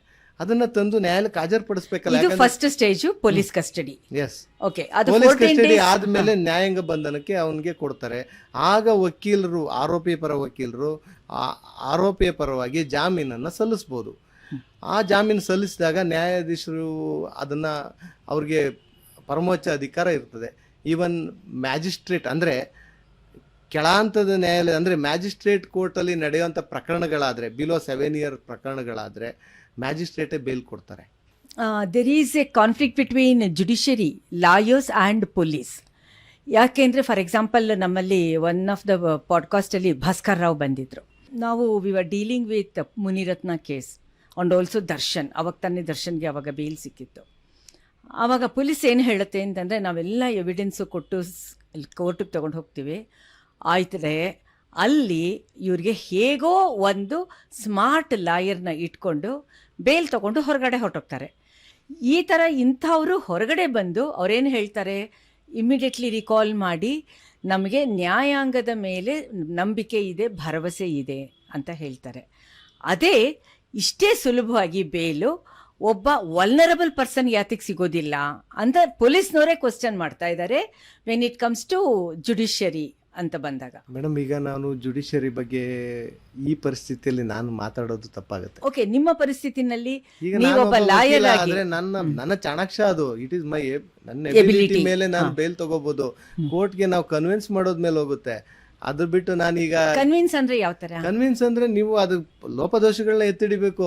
ಪೊಲೀಸರು ನೀವು ಒಂದು ಉದಾಹರಣೆ ಕೊಡಿ, ಸೊ ದಟ್ ಎಲ್ರಿಗೂ ಅರ್ಥ ಆಗುತ್ತೆ ಈಸಿ. ಈಗ ಪೊಲೀಸರು ಒಂದು ಕೇಸ್ ನ ತಗೊಳ್ಳಿ, ತನಿಖೆ ಮಾಡ್ತಾರೆ. ತನಿಖೆ ಮಾಡುವಾಗ ಕೆಲವು ಲೋಪದೋಷಗಳು ಇರ್ತವೆ. ಯಾಕಂದ್ರೆ ಯಾವ್ದಾದ್ರು ಒಂದು ಕೇಸ್ ತಗೊಳ್ಳಿ. ಇವತ್ತಿನ ಅಲ್ಲ, ನಾನು ಯಾವ ಹೆಸರು ಹೇಳೋದ್ ಬೇಡ, ನಾನು ಹೇಳಕ್ ಬರಲ್ಲ, ನಾನು ವ್ಯವಸ್ಥೆ ಬಗ್ಗೆ ಹೇಳ್ತೀನಿ. ಯಾವುದೇ ಒಂದು ಪ್ರಕರಣ ಪೊಲೀಸರು ತನಿಖೆ ಮಾಡ್ಬೇಕಾದ್ರೆ ಕೆಲವು ಪ್ರೊಸೀಜರ್ನ ಫಾಲೋ ಮಾಡಬೇಕು. ಇಲ್ಲ, ಆ ಥರ ತಗೊಳ್ತೀವಿ ಅಂದ್ರೆ ಮೆಡಿಕಲ್ ಸೈನ್ಸ್ಗೆ ಅವ್ರದೇ ಆದ ಕೆಲವು ಮೆಡಿಕಲ್ ಎಥಿಕ್ಸ್ ಇರುತ್ತೆ. ಜರ್ನಲಿಸಮ್ಗೆ ಬಂತು ಅಂದ್ರೆ we have our own media ethics. ನಾನು ಹೇಳ್ತಾ ಇರೋದು ಏನಂದ್ರೆ, ಪ್ರೊಸೀಜರ್ ಅಲ್ಲಿ ಫಾಲೋ ಮಾಡಿರಲ್ಲ, ಚಾರ್ಜ್ ಶೀಟ್ ಹಾಕಿರ್ತಾರೆ, ಅಂತಿಮ ವರದಿನ ನ್ಯಾಯಾಲಯಕ್ಕೆ ಸಲ್ಲಿಸಿರ್ತಾರೆ. ಅದನ್ನ ಯಾವ ತರ ಫಾಲೋ ಮಾಡಬೇಕು ಅಂತ ಪೊಲೀಸರಿಗೆ ಅವ್ರಿಗೆ ಸರಿಯಾದ ಮಾಹಿತಿ ಇರಲ್ಲ, ಅವ್ರಿಗೆ ಸರಿಯಾಗಿ ಅವ್ರಿಗೆ ಟ್ರೈನಿಂಗ್ ಆಗಿರಲ್ಲ. ಆ ಫೈಂಡ್ ಔಟ್ ಮಾಡಿ ನ್ಯಾಯಾಲಯ ಗಮನಕ್ಕೆ ತಂದಾಗ ಹೌದು ಈ ತರ ಫಾಲ್ಟ್ ಇದೆ, ಇವ್ರಿಗೆ ಜಾಮೀನು ಮಾಡ್ತಾರೆ. ಅಂತ ಪರಿಸ್ಥಿತಿಗಳು ತುಂಬಾ ಹೆಚ್ಚಾಗಿದೆ ಇತ್ತೀಚಿನ. ಒಂದು ಪರ್ಟಿಕ್ಯುಲರ್ ಕೇಸು ನೀವು ಹ್ಯಾಂಡಲ್ ಮಾಡಿರೋದ್ರಲ್ಲಿ ಒಂದು ಉದಾಹರಣೆಯಾಗಿ ತೆಗೆದುಕೊಳ್ಳಿ, ಸೊ ದಟ್ ನಮ್ಗೆ ಅದು ಈಸಿ ಆಗುತ್ತೆ. ಬಿಕಾಸ್ ಮೆನಿ ಪೀಪಲ್ ಇವಾಗ ಏನಾಗಿದೆ ಅಂದರೆ, ದರ್ಶನ್ ಕೇಸು ಮನೆಗೂ ಹೊರಟೋಗಿದೆ. ಮನೆಗೂ ಹೊರಟೋಗಿರೋಂಥ ಕೇಸ್ ಇದು 1.5 ವರ್ಷದಿಂದ ಅದು ನಡೀತಾನೆ ಇದೆ. ಅಲ್ಲ, ವಾಟ್ ಎವರ್, ಅಂತವೇ people are totally over expose to Darshan case. ಅದು ಆ ಕೇಸ್ ಆ ಥರದ್ದು ತಗೊಳ್ದಾಗ ಇವಾಗ ಬೇಲ್ ಅನ್ನೋದ್ರ ಬಗ್ಗೆ ಎಲ್ಲರಿಗೂ ಒಂದು ಮಿಸ್ಕನ್ಸೆಪ್ಷನ್ ಇದೆ. ಮತ್ತೆ ಹೌದು, ರಿಚ್ ಅಂಡ್ ಪವರ್ಫುಲ್ ಅಂತಾನೆ ಇದೆ. ಮೇಡಮ್, ಏನಂದ್ರೆ ತನಿಖೆ ಅಂತ ಮುಗಿದ ಮೇಲೆ, ಕೋರ್ಟ್ಗೆ ಚಾರ್ಜ್ ಶೀಟ್ ಸಲ್ಲಿಸಿದ ಮೇಲೆ ಆರೋಪಿಯಿಂದ ಸಮಾಜಕ್ಕೆ ಅಂದ್ರೆ ಒಂದು ವ್ಯವಸ್ಥೆಗೆ, ಸೊಸೈಟಿಗೆ ಆತನಿಂದ ಯಾವುದೇ ತೊಂದರೆ ಆಗೋದಿಲ್ಲ ಅಂತ ಕೋರ್ಟ್ ಗಮನಕ್ಕೆ ಬಂದರೆ ಆತನಿಗೆ ಜಾಮೀನು ಮಂಜೂರು ಮಾಡ್ಬೋದು. ಓಕೆ, ಇದನ್ನ ನಾನು being a law student, first year jurisprudence ಇಂದಾನು ಓದಿದ್ದೀನಿ, CPC CRPC ಅದು ಎಲ್ಲನೂ ಥಿಯರಿಟಿಕಲಿ ನನಗೂ ಗೊತ್ತಿದೆ. ಈಗ ನೀವು ಒಬ್ಬ ಪ್ರಾಕ್ಟಿಷನರ್ ಆಗಿ ನಮಗೆ ಬೇಕಾಗುತ್ತೆ. ನಿಮಗೆ ಯಾವ ರೀತಿ ಬೇಲ್ ತಗೋಬೇಕಾದ್ರೆ ಆ process it is very difficult, it's not that easy. ಅಂದರೆ ಈಗ ನೀವು ಏನಾಗುತ್ತೆ, ಈಗ ಉದಾಹರಣೆಗೆ ಒಂದು 307 ಮರ್ಡರ್ ಕೇಸ್ ಇರುತ್ತೆ. ಹಾಂ 307 ಮರ್ಡರ್ ಕೇಸ್ ಅಂದರೆ attempt to murder case. 307 attempt to murder ಅಂತ. ಅದರಲ್ಲಿ ಏನಾಗುತ್ತೆ, ಒಬ್ಬ ಆರೋಪಿ ಆತನಿಗೆ ಒಂದು ಯಾವ್ದು ದೊಣ್ಣೆಯಲ್ಲಿ ಹೊಡೆದಿರ್ತಾನೋ ಇಲ್ಲ ಮಚ್ಚಲ್ಲಿ ಹೊಡೆದಿರ್ತಾನೋ, ಅದು ಯಾವ ಥರ ಪ್ರೋಸೆಸ್ ಇರುತ್ತೆ ಅಂದರೆ, ಆ ನೊಂದವನು ಅಡ್ಮಿಟ್ ಆಗಿರ್ತಾನೆ. ಅಡ್ಮಿಟ್ಟು ಎಷ್ಟು ದಿನ ಆಗಕ್ಕೆ ಸಾಧ್ಯ? ಒಬ್ಬ ಮನುಷ್ಯ ರಿಕವರ್ ಆದಮೇಲೆ ಅವನು ಡಿಸ್ಚಾರ್ಜ್ ಆಗ್ತಾನೆ, ಮತ್ತೆ ಮನೆಗೆ ಹೋಗ್ತಾನೆ, ಮನೇಲಿ ಟ್ರೀಟ್ಮೆಂಟ್ ತಗೋತಾನೆ. ಬಟ್ ಆರೋಪಿನ ಜೈಲಲ್ಲಿ ಇಡಬೇಕಾ ಅನ್ನೋ ಪ್ರಶ್ನೆ ಬರುತ್ತೆ. ನಾನು ಒಂದು ವಿಚಾರ ಹೇಳಿ ಅಂದಿದ್ದು ಕೇಳಿದ್ದು 307 ಬಗ್ಗೆ ಹೇಳ್ತಾ ಇದ್ದೀನಿ. ಅಟೆಂಪ್ಟ್ ಟು ಮರ್ಡರ್, ಮಚ್ಚಿನಿಂದ ಹೊಡೆದಿರ್ತಾನೆ. ಒಂದು ಮಚ್ಚಿನಿಂದ ಗಾಯ, ನೋವು ವಾಸಿಯಾಗಿ ಎಷ್ಟು ದಿನ ಬೇಕಾಗ್ತದೆ? ಮಿನಿಮಮ್ ಒಂದು 15 ದಿನದಲ್ಲಿ ಕ್ಯೂರ್ ಆಗುತ್ತೆ. ಸಾಮಾನ್ಯವಾಗಿ ಒಂದು 20 ದಿನ ಅಂದ್ಕೊಳ್ಳಿ ಆರೋಗ್ಯವಂತ ವ್ಯಕ್ತಿಗೆ. ಬೇರೆ ಪೇಷಂಟ್ ಇರೋ ವ್ಯಕ್ತಿಗಾದರೆ ಟೈಮ್ ಹಿಡಿತದೆ, ಕಾಯಿಲೆ ಇರೋವಂಥ ಮನುಷ್ಯನಿಗೆ 15 ದಿನದಲ್ಲಿ ಕ್ಯೂರ್ ಆಗುತ್ತೆ. ಒಬ್ಬ ಆರೋಪಿ ಆತ 15 ದಿನದ ಮೇಲೆ ಎಲ್ಲ ವಿಚಾರಣೆನೇ ಎಲ್ಲ ತನಿಖೆ ಎಲ್ಲ ಮುಗಿದೋಗಿರುವಾಗ ಆತ ಆರೋಪಿಗೆ ಸರ್ಕಾರದ ಅನ್ನ ಹಾಕಿ ಆತನ ಜೈಲಲ್ಲಿ ಇಟ್ಟು ಆತನಿಗೆ ರಕ್ಷಣೆ ಕೊಡುವಂಥದ್ದು ವ್ಯವಸ್ಥೆನ ಬಿಟ್ಟು ಆತನ ಹೊರಗೆ ಬಿಡಿ, ವಿಚಾರಣೆ ಮಾಡಿ ಯಾವ ಸಂದರ್ಭದಲ್ಲಿ ಆತನ ಮೇಲೆ ಹಲ್ಲೆ ಮಾಡಿದ್ದಾನೆ ಆ ಪ್ರಕರಣ ತೀರ್ಮಾನ ಮಾಡ್ತಾರೆ. ವಿಚಾರಣೆ ನಡೀತದೆ, ಪ್ರೋಸೆಸ್ ಇರುತ್ತೆ, ಇಸ್ ಅ ಲೆಂತಿ ಪ್ರೋಸೆಸ್.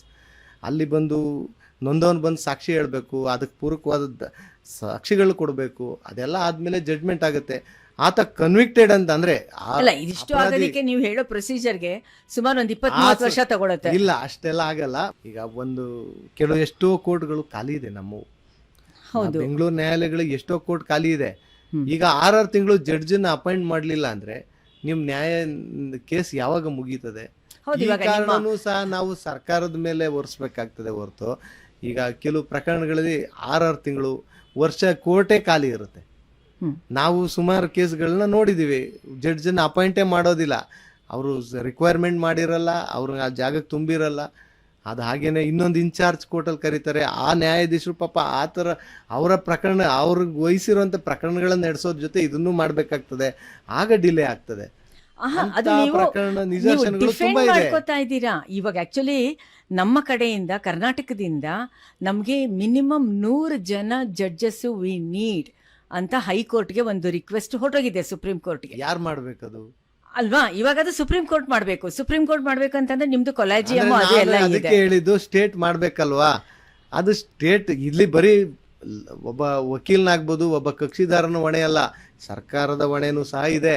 ಸರ್ಕಾರ ಇದ್ರ ಬಗ್ಗೆ ಗಮನ ತಗೊಂಡು ಅವರು ಸಹ ಇದ್ರ ಬಗ್ಗೆ ಸರಿಯಾದ ಕ್ರಮಗಳು ತಗೊಂಡಿಲ್ಲ. ಇಲ್ಲ, ಇವಾಗ ನೀವು ಜಡ್ಜಸ್ ಅಪಾಯಿಂಟ್ಮೆಂಟ್ ಅಂತ ಬಂದಾಗ ಕಂಪ್ಲೀಟ್ಲಿ ಕೊಲಾಜಿಯಂ ಆಗಿದೆ.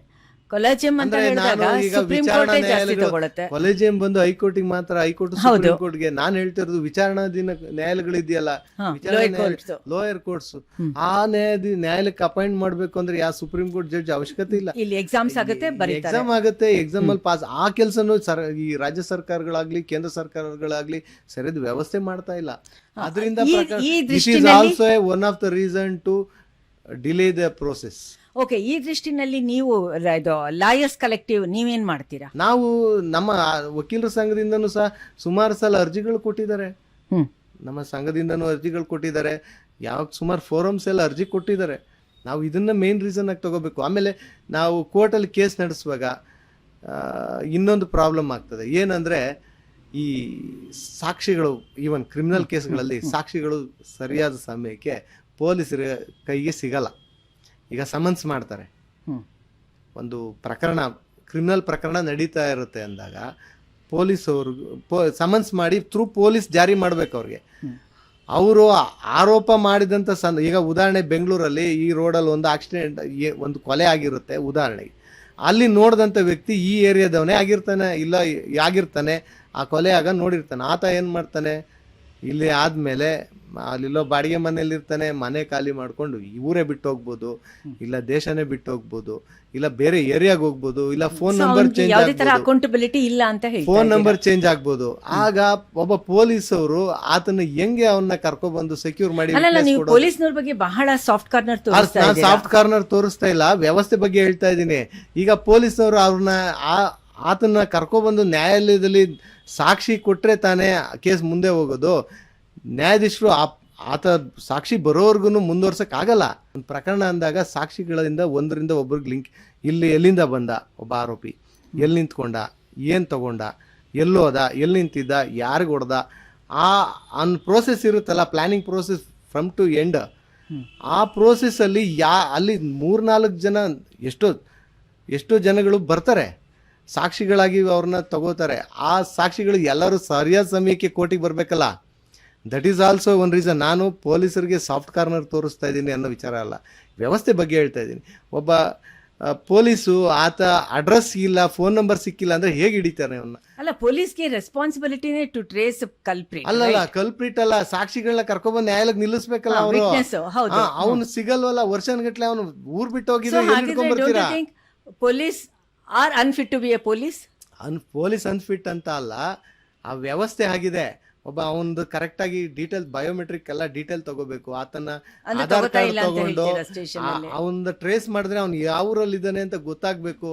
ಈಗ ಆರೋಪಿ ಕೊಲೆ ಮಾಡಿರ್ತಾನೆ, ಅವನು ಆರಾಮಾಗಿ ಬೇಲ್ ತಗೊಂಡಿರ್ತಾನೆ, ತಿರ್ಗಾಡ್ಕೊಂಡು ಹೋಗ್ತಾನೆ, ಕೋರ್ಟಿಗೆ ಬರ್ತಾನೆ, ಮನೆಗೆ ಹೋಗ್ತಾನೆ, ಎಲ್ಲ ಹೋಗ್ತಾನೆ. ಬಟ್ ವಿಚಾರಣೆ ಅಂತ ಶುರುವಾದಾಗ ಟ್ರಯಲ್ ಸ್ಟಾರ್ಟ್ ಆಗುತ್ತೆ. ಟ್ರಯಲ್ ಸ್ಟಾರ್ಟ್ ಆದಮೇಲೆ ಆತನ ವಿಚಾರಣೆಗೆ ಸಾಕ್ಷಿಗಳನ್ನ ಕರ್ಕೊಬರೋ ಜವಾಬ್ದಾರಿ ಪೊಲೀಸರದ್ದಿರುತ್ತೆ. ಪೊಲೀಸರು ಸರಿಯಾದ ಸಮಯಕ್ಕೆ ಸಾಕ್ಷಿಗಳನ್ನ ಕರ್ಕೊಂಬರ್ಬೇಕು. ಸಿಕ್ಕೋದಿಲ್ಲ. ನಾನು ನಿಮ್ಗೆ ಹಾಗೆ ಉದಾಹರಣೆ ಹೇಳಿದ ಪ್ರಕಾರ ಈ ಏರಿಯಾದಲ್ಲಿ ಇರ್ತಾನೆ. ಇವತ್ತು ಬೆಂಗಳೂರು ದೊಡ್ಡ ಮಹಾಸಾಗರ ಆಗಿದೆ. ಈಗ ಈ ಬಸವನಗುಡಿ ಅಂದ್ಕೊಂಡು ಇಲ್ಲಿಂದ ಹೋಗಿ KR ಪುರಂಗೆ ಹೋಗ್ತಾನೆ, ಎಲ್ಲಿ ಅಂತ ಹಿಡ್ಕೊಂಬರ್ತೀರ ಅವನ್ನ? ಅವ್ನ ಫೋನ್ ನಂಬರ್ ಚೇಂಜ್ ಮಾಡಿದ್ರೆ ಸಿಕ್ಕೋದೇ ಇಲ್ವಲ್ಲ. ಸೊ ಹಾಗಾಗಿ ಆದ್ರಿಂದ ನ್ಯಾಯಾಂಗ ವ್ಯವಸ್ಥೆಯಲ್ಲಿ, ನ್ಯಾಯಾಲಯಗಳಲ್ಲಿ ಕೇಸ್ಗಳು ಸ್ಲೋ ಆಗ್ತಾ ಇದೆ. ಇದು one of the reasons. Definitely ನನ್ನ ಅನುಭವದಲ್ಲಿ ಹೇಳ್ತಾ ಇರೋದು ಇದು. It is also one of the reason to slow process. ಯಾಕೆ ಸ್ಲೋ ಆಗ್ತಾ ಇದೆ ಅಂತ ಕೇಳಿದ್ಕೋಸ್ಕರ ನಿಮಗೆ ಉದಾಹರಣೆ ಸಹಿತ ಹೇಳಿದ್ ನಾನು. ಓಕೆ, ನಾವೀಗ ಇಷ್ಟೊತ್ತು ಕೂಡ ಒಂದು ಸ್ವಲ್ಪ ಕ್ರಿಮಿನಲ್ ಅಂತ ಜನರಲೈಸ್ ಮಾಡಿದ್ವಿ. ಈಗ ಸ್ಪೆಸಿಫಿಕ್ ಆಗಿ ಬಂತು ಅಂತಂದರೆ atrocities on minorities and women ಅಂತ ಬರುತ್ತೆ. ಅಂಥ ಟೈಮ್ನಲ್ಲಿ ತುಂಬ ಕಡೆ ಬಹಳ ಸೈಲೆಂಟಾಗಿ ರೇಪ್ ಸಸ್ಪೆಕ್ಟು, ಪ್ರಿಡಿಟರ್ಸು ಈಸಿಲಿ ತಪ್ಪಿಸ್ಕೋತಾರೆ. ಅಂಥ ಟೈಮ್ನಲ್ಲಿ ಎಷ್ಟೋ ಪ್ರಕರಣಗಳು ಸಾಂದರ್ಭಿಕವಾಗಿ ಮಹಿಳೆಯರು ಮಿಸ್ಯೂಸ್ ಮಾಡ್ಕೊಂಡಿರೋದೇ ಜಾಸ್ತಿ. ಓಕೆ, ಅದು ನೀವು ಮ್ಯಾಟ್ರಿಮೋನಿಯಲ್ ಫ್ಯಾಮಿಲಿ ಲಾನಲ್ಲಿ ಆಗುತ್ತೆ. ನಾಟ್ ಓನ್ಲಿ ಮ್ಯಾಟ್ರಿಮೋನಿಯಲ್, ಒಬ್ಬ ಫ್ರೆಂಡ್ಸ್ ನಡುವೆನೂ ಸಹ ಆಗ್ತದೆ, ಇಲ್ಲ ಪರಿಚಿತರ ನಡುವೆನೂ ಆಗ್ತದೆ. ಬರೀ ಕುಟುಂಬದ ನಡುವೆ ಅಂತ ಅಲ್ಲ, ಎಲ್ಲಾರ ನಡುವೆನೂ ನಡೆಯುತ್ತದೆ. ಇವತ್ತು ಯಾವುದು ಅಫೆನ್ಸ್ ಅಗೇನೆಸ್ಟ್ ವುಮನ್ ಅಂದ್ರೆ ಒಬ್ಬ ಹೆಂಗಸಿನ ವಿರುದ್ಧ ಅಪರಾಧಗಳಿದೆಯಲ್ಲ, ಅದು ಕೆಲವು ಪ್ರಕರಣಗಳು ಸತ್ಯವಿರ್ತವೆ, ಕೆಲವು ಸುಳ್ಳು. ಸತ್ಯಕ್ಕಿಂತ ಸುಳ್ಳೇ ಜಾಸ್ತಿ ಇದೆ ಇವತ್ತು ಅಂತ ನೀವು ಹೇಳ್ತಾ ಇದ್ದೀರಾ? ಹೌದು ಹೌದು. ನಮ್ಮ NCRB national crime report bureau ಇದೆಯಲ್ಲ, ಅದು ಹೇಳುತ್ತೆ ಇಂಡಿಯಾದಲ್ಲಿ ಪ್ರತಿ ಒಂದೊಂದು ನಿಮಿಷಕ್ಕೆ ಕೂಡ ರೇಪ್ ಆಗ್ತಾ ಇದೆ ಅಂತ. ಹಾಗಿದ್ರೆ ಹೆಚ್ಚು ಕಡಿಮೆ ಎಲ್ಲ ಮಹಿಳೆಯರು ರೇಪ್ ಆಗಿದೆ ಅನ್ನೋದು ಡಿಪೆಂಡ್ ಅಪಾನ್ ಕೇಸಸ್. ಅದು ಜನರಲೈಸ್ ಆಯ್ತು. ಕೇಸಸ್ಗಳು ಜಿನಿಯನ್ ಅನ್ನೋದು ನಾವು ಗಮನಿಸಬೇಕಾಗ್ತದೆ. ನೀವು ಹೇಳಿದ್ದು ಕರೆಕ್ಟು. ಒಂದೊಂದು ಸೆಕೆಂಡ್ಗೂ ಒಂದೊಂದು ರೇಪ್ ಆಗ್ತದೆ ಅಂತ. ಆ ರೇಪ್ ಕೇಸ್ಗಳು ಕಂಪ್ಲೇಂಟ್ ಹೋಗ್ತಾವಲ್ಲ, ಆ ರೇಪ್ ಕೇಸ್ಗಳು ಜಿನಿಯನ್ ಅನ್ನೋದು ಇದೆಯಾ ಅನ್ನೋದು. ಜೆನ್ಯೂನ್ ಅಂದ್ರೆ ಈಗ ಲಿವ್ ಇನ್ ರಿಲೇಶನ್ಶಿಪ್ ಇರ್ತಾರೆ, ಅದನ್ನ ಸುಪ್ರೀಂ ಕೋರ್ಟ್ ಹೇಳ್ಬಿಟ್ಟಿದೆ. ನೆನ್ನೆ ತಾನೇ ಒಂದು ಜಡ್ಜ್ಮೆಂಟ್ ಬಂದಿದೆ. ಲಿವ್ ಇನ್ ರಿಲೇಶನ್ಶಿಪ್ ಇದ್ರೂ ಸಹ ಕ್ರಿಮಿನಲ್ ಕೇಸಸ್ 498 ಅಟ್ರಾಕ್ಟ್ ಆಗುತ್ತೆ ಅಂತ yesterday not high court justice Suraj Govinda Raju ಅವರು ನೆನ್ನೆ ತಾನೇ ಜಡ್ಜ್ಮೆಂಟ್ ಬರ್ದಿದ್ದಾರೆ. ಅದು ನಾನು ಓದ್ದೆ. ಈ ತರ ಪ್ರಕರಣಗಳಿದೆ. ಅದೇ ತರಾನೇ ಇವಾಗ ನಿಮ್ ಸುಪ್ರೀಂ ಕೋರ್ಟ್ ಪದೇ ಪದೇ ಹೇಳ್ತಾನೆ ಇದೆ ಪಿರಿಯಾಡಿಕಲಿ ಕೇಸ್ ಮೇಲೆ, ಲಿವ್ ಇನ್ ರಿಲೇಶನ್ಶಿಪ್ ಅಲ್ಲಿ after some time either of the partners ನನಗೆ ಇದು ರೇಪ್ ಅಂತ ಹೇಳಿದಾಗ ಅದು ಕನ್ಸೆನ್ಷುವಲ್ ಸೆಕ್ಸ್ ಆಗಿರುತ್ತೆ, ಅದನ್ನ ಖಂಡಿತ ರೇಪ್ ಅಂತ ಹೇಳಕ್ಕಾಗಲ್ಲ ಅಂತನೂ ಸುಪ್ರೀಂ ಕೋರ್ಟ್ ಹೇಳಿದೆ. ಅಲ್ಲ, ಈಗ ಅದನ್ನ ನೀವು ನಾಳೆ ಹೋಗಿ ಕಂಪ್ಲೇಂಟ್ ಕೊಡ್ತಾರೆ, ಅದನ್ನ ಹೆಂಗ್ ಕನ್ಸಿಡರ್ ಮಾಡ್ತೀರಾ? ಕನ್ಸೆಷನಲ್ ಸೆಕ್ಸ್ ಆದ್ರಿಂದ ರೇಪ್ ಅಂತ ಹೇಗೆ ಕನ್ಸಿಡರ್ ಮಾಡಕ್ ಬರುತ್ತೆ? It is a permissive. ಅದನ್ನೇ ನಾನು ಹೇಳ್ತಾ ಇರೋದು. ಈ ತರ ಪ್ರಕರಣಗಳು ಅತಿ ಹೆಚ್ಚು ಇದೆ. ಅದನ್ನ ಆ ತರ ಸರ್ಕಾರ ಏನ್ ಮಾಡಿದ್, ನೀವು NCRB ಹೇಳಿದ್ರಲ್ಲ, ಈ ತರ ಎಲ್ಲಾ ಪ್ರಕರಣಗಳನ್ನ ಕಲೆಕ್ಟ್ ಮಾಡ್ಕೊಂಡು ಸೆಕೆಂಡ್ಗೊಂದು ರೇಪ್ ಅಂತ ಹೇಳಿ ಅವರು ರಿಪೋರ್ಟ್ ಕೊಡ್ತಾರೆ ಹೊರತು ಅದ್ರ ಜಿನ್ಯೂನೆಸ್ ನೋಡ್ಬೇಕು. ಎಷ್ಟು ಪನಿಷ್ಮೆಂಟ್ ಆಗಿರೋದು ಎಷ್ಟಿದೆ ಈ ರಿಪೋರ್ಟ್ ನೀವು ಹೇಳಕ್ಕಾಗ್ತದ? ಓಕೆ, ಇವಾಗ ನಾವು ಇದನ್ನ ಬಿಡೋಣ. ಪಾಪ್ಯುಲರ್ ಕೇಸಸ್ ತಗೊಳ್ಳೋಣ. ಕಲ್ಕತ್ತಾದು ಆಸ್ಪತ್ರೆಯಲ್ಲಿ ಮೆಡಿಕಲ್ ಡಾಕ್ಟರ್ ಮೇಲಾಗಿರೋದು, ಮತ್ತು ರೀಸೆಂಟಾಗಿ ಇದು ತಮಿಳ್ನಾಡು ಕೇಸಸ್ಸು, ಮತ್ತು ನಮ್ಮಲ್ಲೂ ಕೂಡ ಸಾಕಷ್ಟು ಆ ಥರದ್ದು ಆಗ್ತಾನೇ ಇರುತ್ತೆ. ಅದು ನಾನು ಇಂಥ ಕೇಸಸ್ ತಗೊಂಡಾಗ ನಾನು ಬೆಂಗಳೂರಿಗೆ ಪ್ರಾಕ್ಟೀಸಿಗೆ ಬಂದಾಗ ಪ್ರತಿಭಾ ಅಂತ ಒಂದು ಕೇಸ್ ನಡೀತಾ ಇತ್ತು. ಅದರಲ್ಲಿ ಆಕೆ ಸಾಫ್ಟ್ವೇರ್ Driver. ಇಂಜಿನಿಯರ್ ಇರ್ತಾರೆ, ಅವನು cab driver. Cab driver rape ಮಾಡ್ತಾನೆ, ಆಕೆ ಪ್ರೆಗ್ನೆಂಟ್ ಇರ್ತಾಳೆ. ಆ ಕೇಸ್ನ ನಾನು ನೋಡಿದ್ದು, ಅದರಲ್ಲಿ ಕನ್ವಿಕ್ಷನ್ ಆಗ್ತದೆ. ಇಂಥ ಪ್ರಕರಣಗಳಾದ್ರೆ ಕನ್ವಿಕ್ಷನ್ ಆಗೇ ಆಗ್ತದೆ. ಯಾಕಂದ್ರೆ ಇದು ಆಕೆ ಕನ್ಸೆಷನಲ್ಲೂ ಅಲ್ಲ, ಯಾರ ಟೋಟಲಿ ಪರಿಚಿತ ಸ್ಟ್ರೇಂಜರ್. ಸ್ಟ್ರೇಂಜರ್. ಇಂಥ ಪ್ರಕರಣಗಳಾದ್ರೆ ಜೆನ್ಯೂನ್ ಕೇಸ್ ಅಂತ ಹೇಳ್ಬೋದು. ಈಗ ಯಾವ್ದೋ ಪರಿಚಿತರು ಮನೆಗೆ ಕರೀತಾರೆ, ಊಟಕ್ಕೆ ಹೋಗ್ತಾನೆ, ಅಲ್ಲಿ ಏನೋ ಆಗ್ತದೆ, ಇದನ್ನ how to be treated as a rape. That is also rape. ಇವಾಗ ಲಿವ್ ಇನ್ ರಿಲೇಶನ್ಶಿಪ್ ಅಂತ ಬಂದಾಗ Not only relationship, ನೀವು ಹೇಳಬಹುದು ನಾನು ಲಿವ್ ಇನ್ ಹೇಳಿದ್ದು, ರಿಲೇಶನ್ಶಿಪ್ ಬಂದಾಗ ನಾನು ಹೇಳ್ತಾ ಒಂದಾಗುತ್ತೆ. ಇರೋದು ಲಿವ್ ಇನ್ ರಿಲೇಶನ್ಶಿಪ್ ಅಲ್ಲದೆ ಹೊರತುಪಡಿಸಿ ಪರಿಚಿತರು ಅವ್ರೇನ್ ಜೊತೆಗೆ ಇರ್ಬೇಕಂತ ಇಲ್ಲ. ಈಗ ಏನೋ ಸಮ್ ಸರ್ಕಮ್ಸ್ಟೆನ್ಸಸ್ ಮನೆ ಕರೀತಾರೆ, ಇಲ್ಲ ಹೊರಗಡೆ ಹೋಗೋಣ, ಟ್ರಿಪ್ ಹೋಗ್ತಾರೆ, ಲಾಂಗ್ ಡ್ರೈವ್ ಹೋಗ್ತಾರೆ, ಎಲ್ಲೋ ಇವತ್ತಿನ ಗೊತ್ತಲ್ಲ, ತಾವು ನೋಡ್ತಾ ಇರ್ತೀರ. ಹೋದಂತ ಸಂದರ್ಭದಲ್ಲಿ ಅಲ್ಲಿ ಏನೋ ಅವರು ಕೈ ಮೀರಿ ನಡೆದೋಗ್ತದೆ, ಅವ್ರ ನಡುವೆ ಏನೋ ಒಂದು ಆಕ್ಟ್ ಆಗುತ್ತೆ. ಅದನ್ನ ಆಕೆ ಸಮ್ಮತಿ ಇಲ್ದೇನೆ ಆಗಿರೋದಿಲ್ಲ, ಅದು ಸಮ್ಮತಿ ಇಲ್ದೇನೆ ಯಾವುದೇ ಕಾರಣಕ್ಕೂ ಆಗಿರಲ್ಲ. ಅದನ್ನ ನೀವು ರೇಪ್ ಅಂತ ಹೇಗೆ ಕನ್ಸಿಡರ್ ಮಾಡ್ತೀರಾ? ಓಕೆ, ಎಲ್ಲ every rule has an exception yes ಅಲ್ವಾ? ಇವಾಗ ಕೆಲವು ಕೇಸಸ್ ಅಲ್ಲಿ, ಇನ್ಸಿಡೆಂಟ್ಸ್ ಅಲ್ಲಿ ನೀವು ಹೇಳ್ದಂಗೆ ವಿತ್ ಹರ್ ಕನ್ಸೆಂಟ್ ಅವರು ಇನ್ವಾಲ್ವ್ ಆಗಿರ್ತಾರೆ. ಇನ್ನು ಕೆಲವು ಪ್ರಕರಣಗಳು ಆಸೆ ಆಮಿಷ ಓಡ್ತಾರೆ. ಯಾರು? ಇಲ್ಲ ಅಧಿಕಾರ ಪ್ರಭಾವ ಬೀರ್ತಾರೆ. ಯಾರಾದ್ರೂ ಆಗ್ಬೋದು. ಈಗ ಮೇಲಧಿಕಾರಿ ಇರ್ತಾರೆ, ಆತನ ಸಬಾರ್ಡಿನೇಟ್ಗೆ ನಿನ್ಗೆ ಪ್ರಮೋಷನ್ ಮಾಡಿಸ್ತೀನಿ ನಾನು ಅಂತ ಹೇಳಿ ಆಕೆ ಜೊತೆ ಲೈಂಗಿಕ ಕ್ರಿಯೆ ಮಾಡೋದು ಸಹ ಇದನ್ನ ರೇಪ್ ಅದು ಪೋಷಕ್ ಬರುತ್ತೆ. ಅದು ಪ್ರಿವೆನ್ಷನ್ ಆಫ್ ಸೆಕ್ಸುವಲ್ ಹರಾಸ್ಮೆಂಟ್. ಅಲ್ಲ, ಅದನ್ನ ರೇಪ್ ಅಂತಾನೆ ಕನ್ಸಿಡರ್ ಮಾಡ್ತಾರೆ. ನಂಬಿಸಿ ಮಾಡೋದು, ಮದುವೆ ಆಗ್ತೀನಿ ಅಂತ ನಂಬಿಸಿ ಮಾಡೋದು ಇತ್ತೀಚಿನ ಪ್ರಕರಣಗಳಲ್ಲಿ promise to marry is not offence ಅಂತ ಹೇಳಿ, ಅಂದ್ರೆ ರೇಪ್ ಇಸ್ ನಾಟ್ ಅಫೆನ್ಸ್ ಅಂತ ಬರ್ತಾ ಇದೆ. ಯಾಕೆಂದ್ರೆ ಆಕೆ ಸಮ್ಮತಿ ಇರುತ್ತೆ, ಬಟ್ ಆಸೆ ಒಡ್ಡೋದು, ಆಮಿಷ ಒಡ್ಡೋದು, ಇಲ್ಲ ಮತ್ತೆ ಭಯ ಹುಟ್ಟಿಸಿ ಆಕೆ ಜೊತೆ ಲೈಂಗಿಕ ಕ್ರಿಯೆ ಮಾಡೋದನ್ನ ರೇಪ್ ಅಂತ ತಗೋತಾರೆ. ಇಂಥ ಟೈಮ್ನಲ್ಲಿ ಹೇಗೆ ಆ ವ್ಯಕ್ತಿಗೆ ಬೇಲ್ ಸಿಗುತ್ತೆ? ಸಿಗಬೇಕಾ, ಸಿಗಬಾರ್ದು? ಅಲ್ಲ, ಆತನ ಮಾಡಿರೋ ಕ್ರಿಯೆ ಅಂದ್ರೆ ಅಪರಾಧ ಪ್ರೂವ್ ಆಯ್ತು, ಆರೋಪ ಪ್ರೂವ್ ಆಯ್ತು ಅಂದ್ರೆ ಆತನಿಗೆ ಬೇಲು. ಯಾಕೆಂದ್ರೆ ಈಗೆಲ್ಲ ತಾವು ಅದನ್ನ ಫೊರೆನ್ಸಿಕ್ ಲ್ಯಾಬಿಗೆ ರಿಪೋರ್ಟ್ ಕಳಿಸ್ತಾರೆ. ಆತನದು ಏನಾದ್ರು ಆತನ ವೀರ್ಯಾಣು ಆಕೆ ಹತ್ರ ಎಲ್ಲಾದ್ರೂ ಸಿಕ್ಕಿದಾಗ ಅದನ್ನ ಟೆಸ್ಟ್ ಮಾಡ್ತಾರೆ. ಅದು ಪ್ರೊಸೀಜರ್ ಪೊಲೀಸ್ ಆಗ್ತಾನೆ ಬರುತ್ತೆ. ಸೈಂಟಿಫಿಕ್ ಆಗಿ ಪ್ರೂವ್ ಆಯ್ತು ಅಂದ್ರೆ ಈತನ ಪ್ರೆಸೆನ್ಸ್ ಅಲ್ಲಿ ಇದೆ ಅಂತ ಬಂದಾಗ ಬೇಲ್ ಕೊಡೋದು ತುಂಬಾ ವಿರಳ. ಅಷ್ಟು ಸುಲಭವಾಗಿ ಯಾರಿಗೂ ಬೇಲ್ ಕೊಡೋದಿಲ್ಲ ರೇಪ್ ಕೇಸ್ಗಳಲ್ಲಿ. ಈಗ ರೀಸೆಂಟ್ ಆಗಿ ನಾವು ಒಂದು ನಮ್ಮ ಮರ್ಡರ್ ಕೇಸ್ ಅಂತ ಬಂದಾಗ ಶುಭಾ ಕೇಸ್ ಒಂದು ನೋಡ್ದು. ಹೌದು, ಅದನ್ನ she is also N advocate. ಹೌದು, ಆಕೆ ಅಲ್ಲಿ HL ರಿಂಗ್ ರೋಡ್ ಅಲ್ಲಿ ಮರ್ಡರ್ ಮಾಡಿಸಿದ್ದು, ಆ ಪ್ರಕರಣಗಳೆಲ್ಲ ನಾವು ಪ್ರಾಕ್ಟೀಸಿಗೆ ಬಂದಾಗ ನೋಡಿದ್ದು. ಅದರಲ್ಲಿ ಪಕ್ಕ ನಿಮ್ಮ ಪ್ರಾಕ್ಟೀಸ್ ಅಲ್ಲಿ ಬಂದಿರುವಂತ ಕೇಸಸ್. ನಾನು ಒಂದು ಪ್ರಕರಣ ನಡೆಸ್ತೆ as a special public prosecutor in Mandya, ಶ್ರೀರಂಗಪಟ್ಟಣದಲ್ಲಿ ಒಂದು ಮರ್ಡರ್ ಕೇಸ್ ನಡೆಸ್ತೆ. ಆ ಪ್ರಕರಣದಲ್ಲಿ ಆರೋಪಿ ತನ್ನ ಅಣ್ಣನನ್ನೇ ಮರ್ಡರ್ ಮಾಡ್ತಾರೆ. ಅದು ಯಾವ ಸಂದರ್ಭದಲ್ಲಿ ಅಂದ್ರೆ ಮನೆಯಲ್ಲಿ ಯಾರೂ ಇರಲ್ಲ, ಆತ ಮತ್ತೆ ಅವನು ಕೊಲೆ ಆದವನು ಮತ್ತೆ ಕೊಲೆ ಮಾಡಿದವನು ಇಬ್ಬರೇ ಇರ್ತಾರೆ. ರಾತ್ರಿ 12 ಗಂಟೆಯಲ್ಲಿ ಮಲಗಿದ ಸಂದರ್ಭದಲ್ಲಿ ವುಡನ್ ಲಾಕ್ ತೊಗೊಂಡೋಗಿ ಹೊಡೆದು ತಲೆಗೆ ಸುಮಾರು 11 ಕಡೆ ತಲೆಗೆ ಹೊಡೆದು ಭಾರಿ ಘೋರವಾಗಿ ಕೊಂದ್ಬಿಡ್ತಾನೆ. ಕೊಂದ್ಬಿಟ್ಟು ಬೆಳಗ್ಗೆ ಮನೆಯಲ್ಲಾಗಿರೋ ಬ್ಲಡ್ ಎಲ್ಲನೂ ಮನೆಯಲ್ಲಿ ಸುಮಾರು ಒಂದು 10-15 ಸಲ ಮನೆಗೆ ಫಿನಾಯಿಲ್ ಹಾಕಿ ತೊಳೆದಿದ್ದಾನೆ ಮನೆಯೆಲ್ಲ ಕ್ಲೀನ್ ಆಗುತ್ತೆ. ಆಮೇಲೆ ಪೊಲೀಸ್ ಆತನ ವೈಫ್ ಹೋಗಿ ಕಂಪ್ಲೇಂಟ್ ಕೊಡ್ತಾರೆ. ಅನ್ನೋನ್ ಪರ್ಸನ್ ಮೇಲೆ FIR ಆಗುತ್ತೆ, because she doesn't know who murder the person, ಗೊತ್ತಿರಲ್ಲ. ಹಾಗೇನು ಮಾಡ್ತಾರೆ, ಆ ಪ್ರಕರಣ ಎತ್ಕೊಂಡಂತ ಇನ್ವೆಸ್ಟಿಗೇಷನ್ ಆಫೀಸರು ಇನ್ವೆಸ್ಟಿಗೇಷನ್ ಮಾಡ್ತಾರೆ, ಸರಿಯಾಗಿ ಎಲ್ಲ ಒದಗಿಸಿ ಚಾರ್ಜ್ ಶೀಟ್ನ ಫೈಲ್ ಮಾಡ್ತಾರೆ. ಆ ಪ್ರಕರಣದಲ್ಲಿ ಸಾಕ್ಷಿ ವಿಚಾರಣೆ ಶುರುವಾದಾಗ ನಮ್ಮನ್ನು ಕೊಲೆಯಾದವರ ಪತ್ನಿ ಬಂದು ನಮ್ಮನ್ನು ಸಂಪರ್ಕಿಸಿ ಈ ಪ್ರಕರಣ ನೀವೇ ನಡೆಸ್ಕೊಡ್ಬೇಕಂತ. ನಾನು I was appointed as a special public prosecutor. ಆ ಪ್ರಕರಣ ಸುಮಾರು 2021ರಿಂದ 25 ಮೊನ್ನೆ 19th ನವೆಂಬರ್ ಮೊನ್ನೆ ಜಡ್ಮೆಂಟ್ ಬಂತು. ಆರೋಪಿಗೆ ಜೀವಾವಧಿ ಶಿಕ್ಷೆ ಆಯಿತು.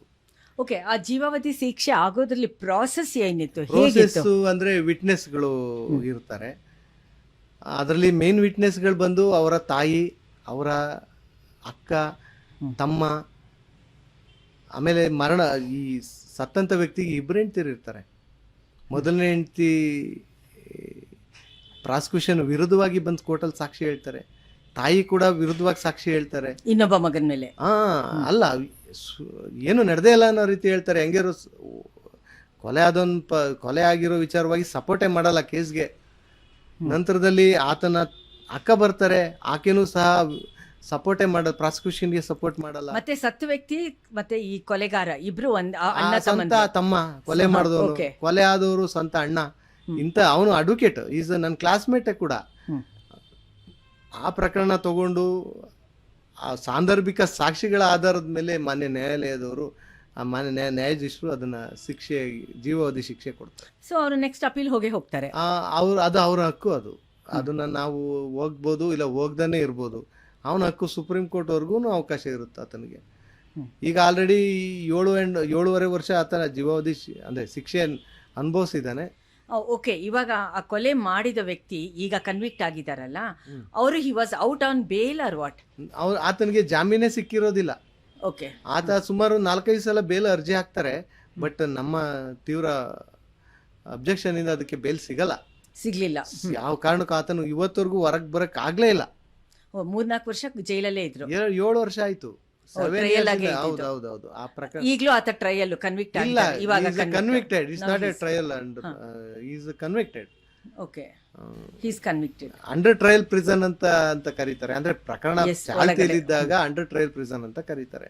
ಈ ಕನ್ವಿಕ್ಟೆಡ್ ಆದ್ಮೇಲೆ ಅವನಿಗೆ ಕನ್ವಿಕ್ಷನ್ ವಾರೆಂಟ್ ಅಂತ ಕಳಿಸಿ ಆತನ ಜೈಲಲ್ಲಿ ಇಡ್ತಾರೆ.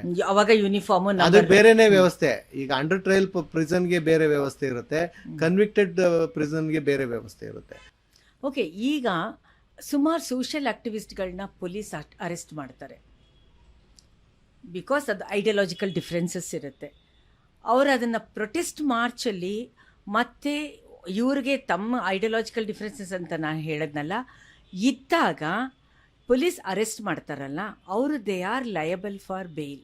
ಬಟ್ ಸ್ಟಿಲ್ ಅವ್ರಿಗೆ ಸಿಗಲ್ವಲ್ಲ. ಅಲ್ಲ, ಈಗ ಸೋಷಿಯಲ್ ಐಡಿಯಾಲಜಿ ಅಂತ ಹೇಳಿದ್ರಲ್ಲ, ಆ ಐಡಿಯಾಲಜಿ ಇವತ್ತಿನ ಪ್ರಸ್ತುತ ವ್ಯವಸ್ಥೆಗೆ ಸರಿ ಇದೆಯಾ ಇಲ್ಲ ಅನ್ನೋದನ್ನ ನಾವು ತೀರ್ಮಾನ ಮಾಡ್ಬೇಕು. ಫಸ್ಟ್ ಆಫ್ ಆಲ್ ಈಗ ಮೀಡಿಯಾದಲ್ಲಿ ಮೀಡಿಯಾ ಅವಕಾಶ ಇದೆ. ಇಲ್ಲ, ನಾನು ಇಲ್ಲಿ ಒಂದು ಕಾಂಟ್ರಡಿಕ್ಷನ್ ಇದೆ ಇಲ್ಲಿ.